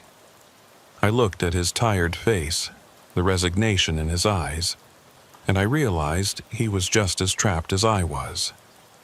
He knew the truth. He'd probably tried to push for answers early in his career. And he'd learned the same lesson everyone learned. You could either accept the situation and keep your job, or you could fight it and get labeled unstable. Walker had chosen acceptance, and he was trying to guide me toward the same choice. But I wasn't sure I could do that. Not after seeing my future self. Not after reading that redacted entry. Something was escalating. The phenomena weren't just passive historical echoes anymore. They were becoming more aware, more interactive, more present. And the protocols that were supposed to protect us were really just keeping us blind to what was actually happening. 3 months into the assignment, I started noticing changes in the patterns. The phenomena were evolving, becoming more responsive to my presence. The figures that had once moved through their routines without acknowledgement now paused when I walked past. They didn't speak, but they watched, following me with their eyes, tracking my movements. Doors that I'd left closed would be standing open when I returned. Not every door, just specific ones. The Lincoln bedroom, the Queen's bedroom, the treaty room. Always the same rooms, always after I'd just passed them. Objects moved, small things at first. A chair shifted slightly from where it had been. A book on a side table opening to a different page. A picture frame turned to face the wall. Then, larger movements. One night, I found all the furniture in the yellow oval room rearranged in a completely different configuration. Couches against different walls, tables moved, lamps in new positions. It would have taken hours for a person to do it, but it had happened in the 15 minutes I'd been checking another area. The building was interacting with me now. Not threatening, but definitely aware of my presence and responding to it. Walker noticed the change too. "You've been here long enough that you're part of the pattern now," he explained. "The building recognizes you, accepts you as part of its environment. Is that good or bad?" He shrugged. "Depends on how you handle it. Some agents found it comforting, like the building was acknowledging them. Others found it deeply unsettling. Just remember the rules. Observe, document if necessary, but don't engage directly." But it was becoming harder to avoid engagement. One night in early February, I was doing my 3:30 patrol when I heard a voice call my name. Not my last name, my first name. James. I stopped mid-step. No one in the White House called me by my first name. Everyone used last names or rank. James. The voice came from the Lincoln bedroom. I approached the door slowly. It was standing open, though I'd closed it on my last check. Inside the room, I could see a figure standing by the window. The woman in white, the one who'd warned me months ago about he's coming. She turned to face me. James, you need to listen carefully. Every protocol told me to walk away, to not engage, to maintain professional distance from the phenomena. But she knew my name, and she was speaking directly to me with clear purpose. What do you want? I asked. The building is trying to warn you. Something is wrong with the timeline. The barriers are weakening. I don't understand. She moved closer, and I could see her face more clearly now. She was young, maybe mid-20s, with kind eyes and an expression of genuine concern. This building exists in multiple time periods simultaneously. Usually, they remain separate, but recently, they've been bleeding together more and more. Past, present, future, all mixing, overlapping. Why are you telling me this? Because you're aware. Most of the living who work here can see us, but they don't truly acknowledge what's happening. They follow their protocols and ignore what doesn't fit. But you've been documenting, observing, trying to understand. That makes you important. Important how? She hesitated, looking troubled. There's something coming. An event that will happen in this building. Something catastrophic. It's creating ripples backward through time. That's why the phenomena have been intensifying. The building is trying to warn everyone, but most people can't or won't hear. What kind of event? I don't know the details. I only see the echoes of it. But it's bad, James. Bad enough that it's shaking the foundations of time itself in this place. I felt ice in my veins. When? Soon, within your timeline. Maybe weeks, maybe months. The closer it gets, the more the barriers break down. Before I could ask more, she flickered and faded. Just gone, leaving me alone in the Lincoln bedroom with more questions than answers. I reported the interaction to Walker the next morning. He listened without interruption, his expression growing more concerned as I spoke. You engaged with her, he said when I finished. That breaks protocol. She knew my name, Walker. My first name. How is that possible? He was quiet for a long moment. The building knows things, knows people. The longer you're here, the more it learns about you. It can access information from any time period where you exist. Past, present, or future. She said something catastrophic is coming. An event that's creating ripples backward through time. Walker's face went pale.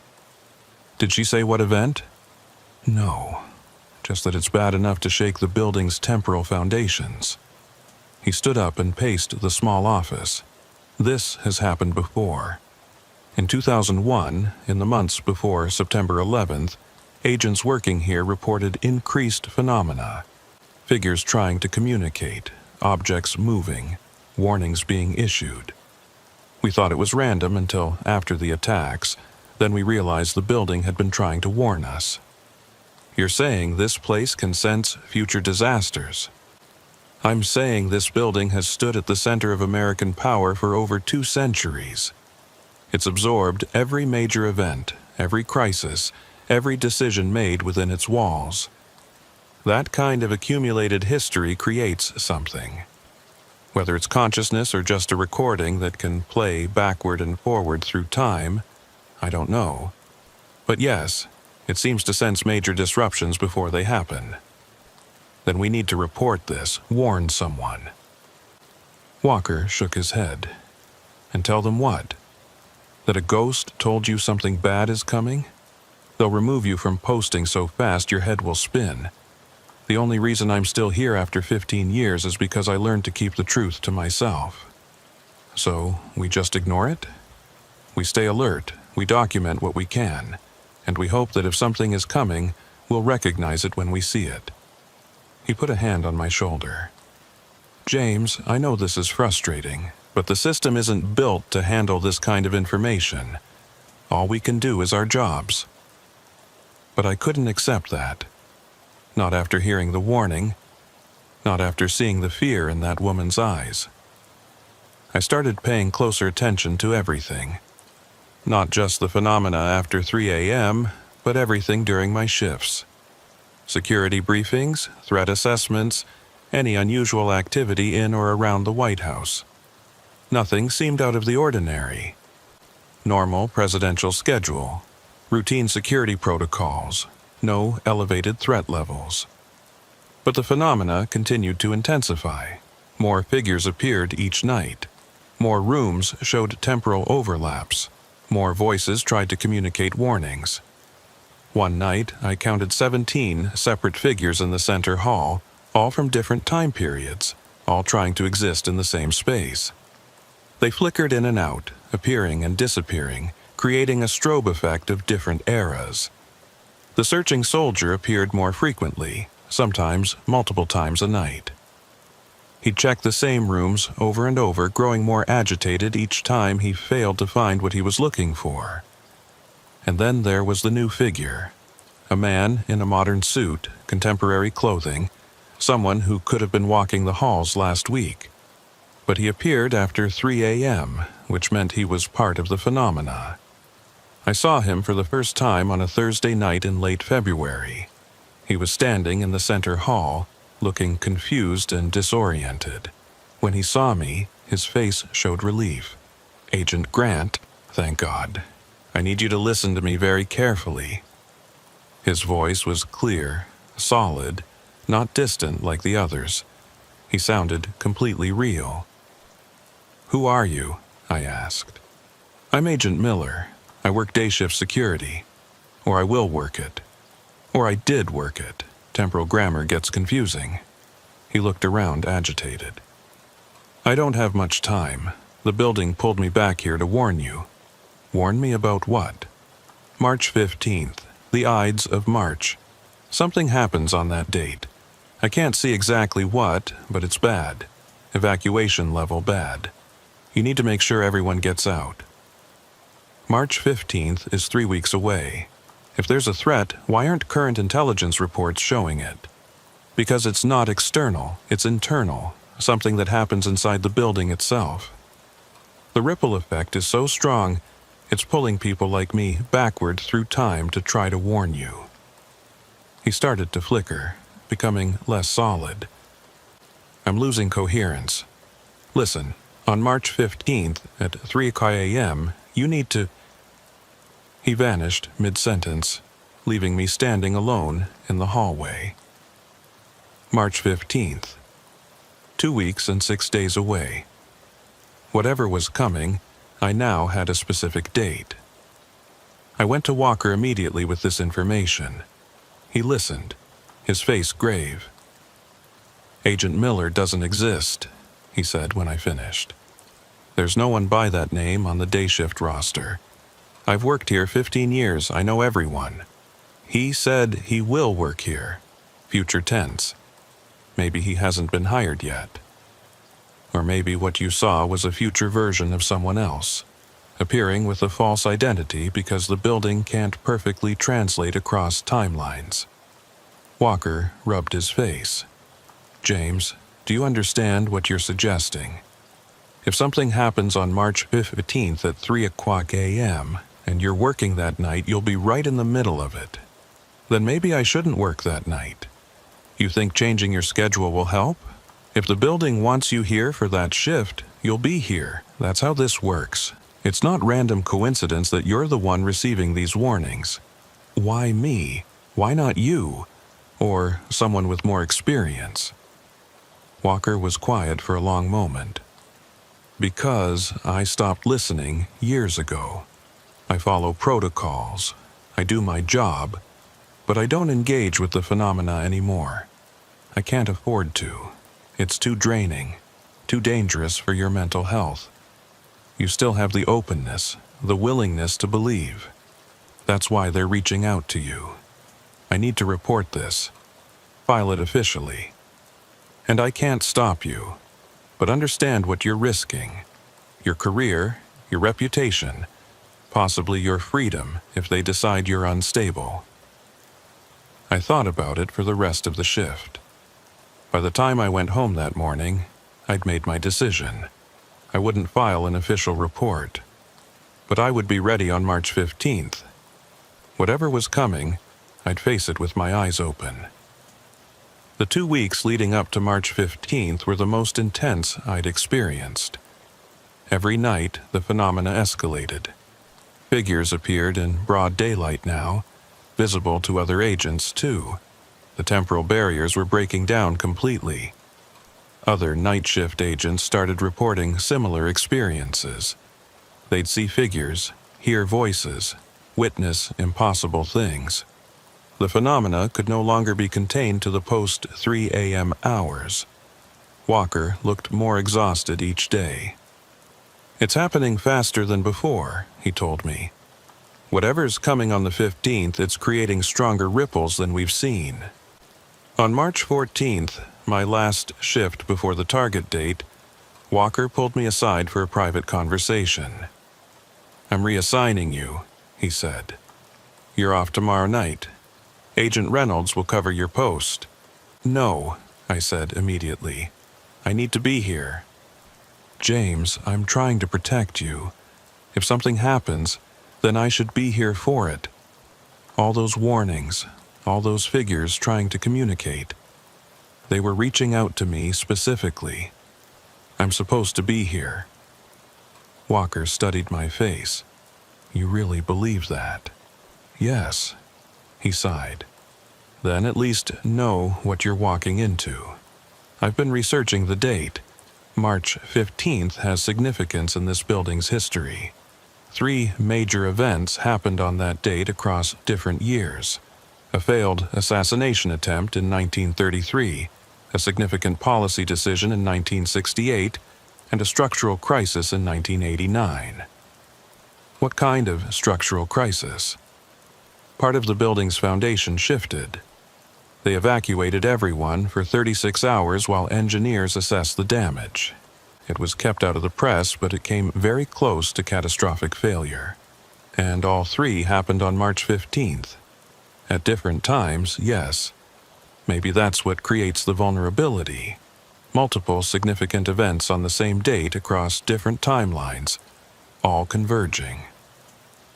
March 15th arrived. I reported for duty at 2200 hours, trying to act normal despite my racing heart. The building felt different immediately. The air was charged, electric, like the atmosphere before a major storm. Other agents felt it too. I could see the tension in their faces, the way they moved more carefully, more alertly. Reynolds briefed me quickly. "Command wants extra vigilance tonight. There's been chatter about a potential security event, nothing specific, but everyone's on heightened alert." "What kind of event?" "They're not saying. Just maintain standard protocols and report anything unusual immediately." After she left, I took my post in the center hall and waited. The first few hours passed slowly. I did my checks, radioed in my status, maintained my position. Everything normal on the surface, but the building's atmosphere continued to intensify. At midnight, I saw the first anomaly. A door in the hallway rippled, like looking at a reflection in disturbed water. For a moment, I could see through it into multiple time periods. The room, as it existed now, as it existed in the 1930s, as it would exist in some future I couldn't identify. At 0100, the temperature began to drop. Earlier than usual. The 3 o'clock phenomena were starting ahead of schedule. At 0200, I radioed in my check and got static in response. I tried again. More static. communication with command was breaking down. At 0245, the hallway lights began to flicker. Not dimming, but cycling through different intensities and even different colors. I saw gaslight, electric light, and something else. A pure, white light that didn't come from any fixture. At 0300, everything changed. The building lurched. Not physically, but temporally. I felt it in my bones, like reality itself was shifting gears. Suddenly, the hallway was crowded. Dozens of figures, maybe hundreds, all occupying the same space. I saw Union soldiers, 1920s staff members, modern-era agents, people in clothing styles I didn't recognize. All of them flickering in and out of existence, all trying to be real simultaneously. The woman in white appeared next to me. It's happening, the convergence. All the timelines are collapsing into one moment. What do I do? Stay grounded. Remember when you are.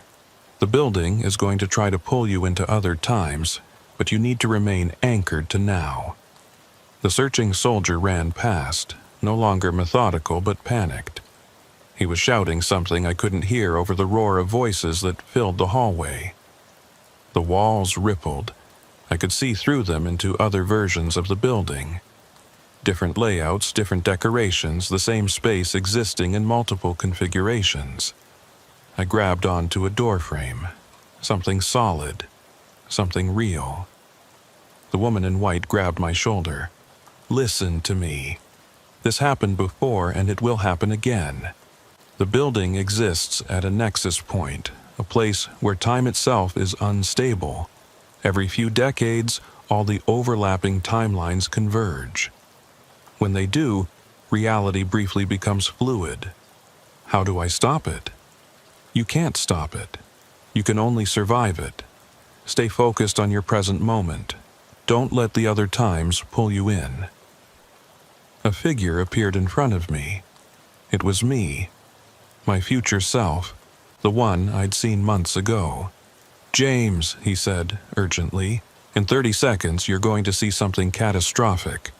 A structural collapse, a fire, something that looks like it's destroying the building. It's not real. It's a temporal echo of one of the previous convergences. Don't react to it. Don't try to save anyone. Just stay where you are. How do you know? Because I lived through this moment. I'm from 6 years in your future, pulled back to help you survive what I barely survived. The building shook. Plaster fell from the ceiling. I heard screams, saw smoke pouring from the Lincoln bedroom. It's not real, my future self shouted. It's the 1989 event, bleeding through. Stay grounded. I closed my eyes and focused on the sensation of the doorframe under my hands. Solid wood, cool and smooth. Real. Present, mine. The screaming continued. The smell of smoke intensified. I felt heat on my face, but I didn't open my eyes.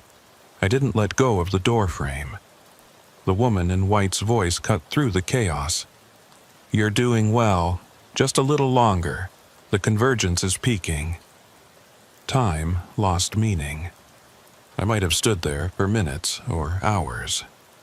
Past, present, and future crashed together like waves, each one trying to pull me into its current. I saw myself at different ages. A younger me on my first day at the Secret Service Academy. An older me, retiring after decades of service.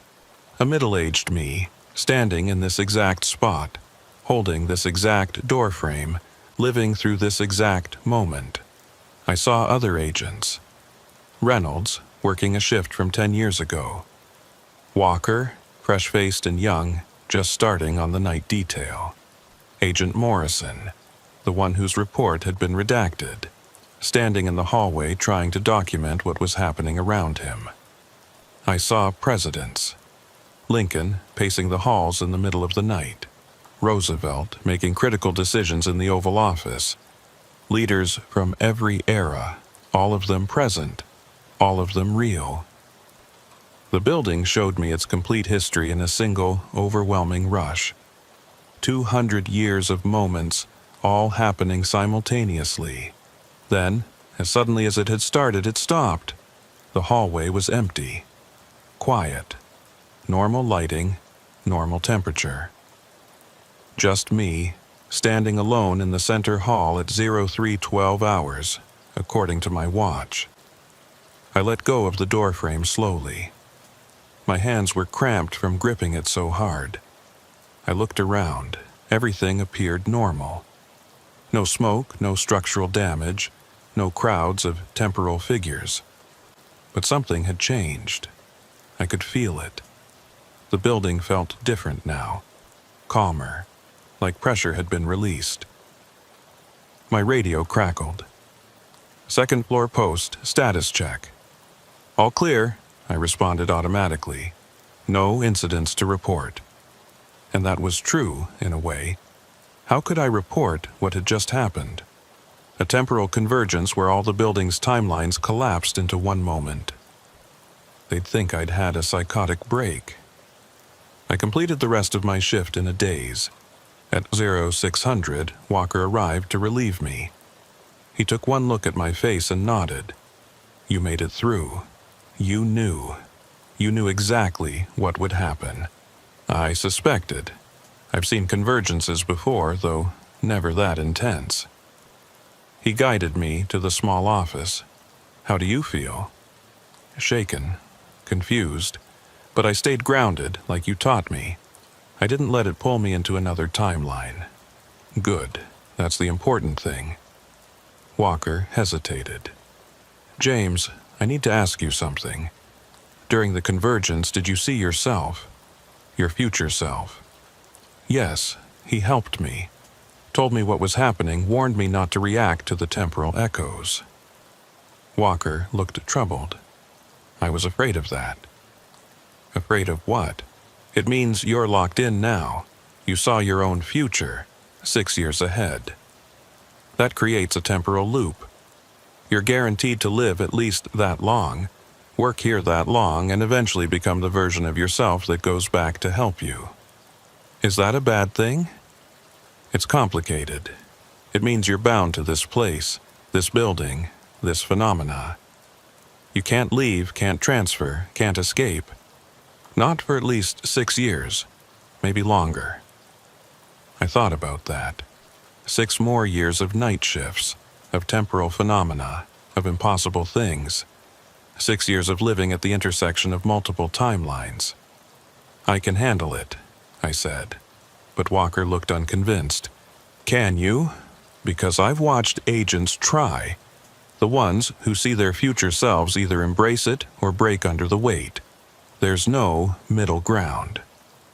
I left the White House that morning with a strange sense of acceptance. I'd survived the convergence. I'd stayed grounded in my timeline. And I'd learned that I had at least 6 more years here, whether I wanted them or not. Over the next few weeks, the phenomena returned to their normal patterns. Post 3 a.m. activity. Historical figures moving through routines. The usual temporal overlaps. But I noticed changes. The figures were more aware of me now. They'd nod when I walked past, acknowledge my presence. Some even spoke brief greetings. The woman in white became a regular presence. I'd see her several times a week, and she'd always say the same thing. Thank you for staying grounded. The searching soldier finally found what he was looking for. One night, I saw him embrace another figure, a young man in civilian clothes, and they both faded together, finally at peace. And I started seeing my future self regularly. He'd appear during quiet moments, always 6 years older, always trying to pass along some small piece of advice or warning. Don't take the assignment in July 2026. It goes bad. Reynolds is going to ask you a question next month. Say yes. When you meet her in 2027, trust your instincts. Small glimpses of a future I was destined to live, whether I wanted to or not. Walker and I developed an unspoken partnership. He'd handled the phenomena his way for 15 years. I was learning to handle them mine. We were both trapped in our own ways, both serving as guardians of secrets we couldn't share. One night, about 2 months after the convergence, I asked him something I'd been wondering. Have you ever seen your future self? He was quiet for a long moment. No, and that's how I know I won't be doing this much longer. The building shows you your future if you're meant to continue here. If it doesn't show you, it's because there's no future here to see. What does that mean? It means I'm retiring soon. Maybe this year, maybe next. But my time here is ending. He looked at me seriously. And yours is just beginning. The building has chosen you, James. You're going to be here a long time. How do you know? Because I've seen the patterns. The agents who see their future selves, who survive convergences, who engage with the phenomena, they're the ones the building keeps. And you've done all three. Is that what you want? To leave? Walker smiled sadly. I've given this place 15 years. I've seen things that would break most people. I've kept secrets that have eaten at me for over a decade. Yes, I want to leave. I want to have a normal life again, sleep normal hours, work a job where the past doesn't literally walk past you in the hallway. I'll miss having you here. You'll be fine. Better than fine. The building trusts you in a way it never trusted me. That's valuable, even if it's also terrifying. I thought about that later, during the quiet hours after 3 a.m. when the building revealed its true nature. Was I okay with being bound to this place, with living at the intersection of multiple timelines, with seeing impossible things every night? I didn't have an answer, but I knew I didn't have a choice either. The temporal loop was set. My future self would go back to help me during the convergence, which meant I had to become that future self, which meant I had to stay. Circular logic. Inescapable. 3 months after the convergence, Walker put in for retirement. He'd served 20 years with the Secret Service, earned his pension, done his time. On his last night, we did the shift change like always. Professional, efficient, by the book. But before he left, he said something that stays with me. The building needs people like you, James. People who can see the truth and not break from it. People who can witness impossible things and keep functioning. You're stronger than I ever was. I don't feel strong. I feel trapped. Same thing sometimes. Strength is continuing forward even when you don't have a choice. He shook my hand. Good luck. And remember, the protocols exist to protect you, but they're not absolute. Trust your instincts over official procedure. The building will teach you what you need to know. After he left, I stood alone in the center hall at 0100, waiting for the phenomena to begin. And I realized I wasn't afraid anymore. Not of the temporal overlaps, not of the figures from other times, not of the convergences that might come in the future. I'd learned to live in a building that existed in multiple times at once. I'd learned to navigate a reality where past, present, and future were all equally real. And I'd learned that some prisons you don't escape. You just learn to make them home. At 300, the familiar changes began. Temperature drop, dimming lights, the quality of silence shifting. The woman in white appeared, walking her usual route down the center hall. When she reached my position, she stopped and smiled. You're adapting well. Do I have a choice? Everyone has choices. You've chosen to stay aware, to engage, to understand. Many would have closed themselves off, followed the protocols blindly, pretended none of this was real. Would that have been better? Easier, perhaps, but not better. The building needs guardians who can see it fully, in all its temporal layers. You're becoming one of those guardians. For 6 more years at least. She tilted her head. Oh, James, did you really think it was only 6 years? You saw one future self during the convergence, but there are others. Many others. You're going to be here much longer than you realize. How much longer? But she faded before answering, leaving me alone with the implications. I pulled out my phone and opened the Notes app, where I'd been documenting everything I could. Not officially, just for myself. A record of what was really happening in this building, written by someone who couldn't look away. I added a new entry. March 15th, 2025. Survived the temporal convergence. Saw my future self from 6 years ahead. He helped me stay grounded. But tonight the woman in white suggested there are other future versions of me, potentially many years ahead. Am I going to spend the rest of my career here? Decades instead of years? Is this building going to be my entire life? I don't know. I can't see that far ahead. All I know is that right now, in this moment, I'm still here, still standing my post, still witnessing things that shouldn't be possible. The building after 3 a.m. is real. The phenomena are real. The temporal overlaps are real. And I'm learning to live in a place where time itself is negotiable. Walker warned me that the building chooses its guardians. Maybe he was right. Maybe I was chosen the moment I took this assignment. Maybe even before that. Or maybe choice and destiny are the same thing when you're living in a place where all times exist simultaneously. I'll keep doing my job.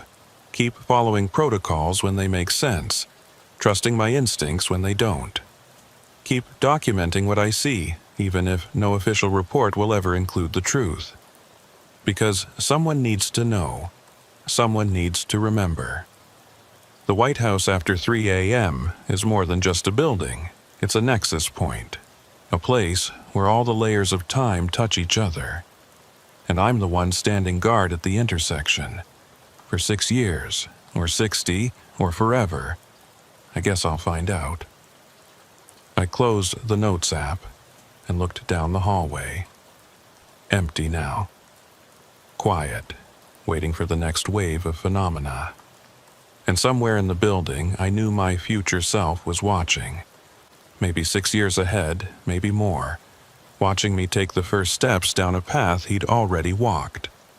A path that leads deeper and deeper into the temporal heart of this place, where past and present and future are all just different rooms in the same endless hallway.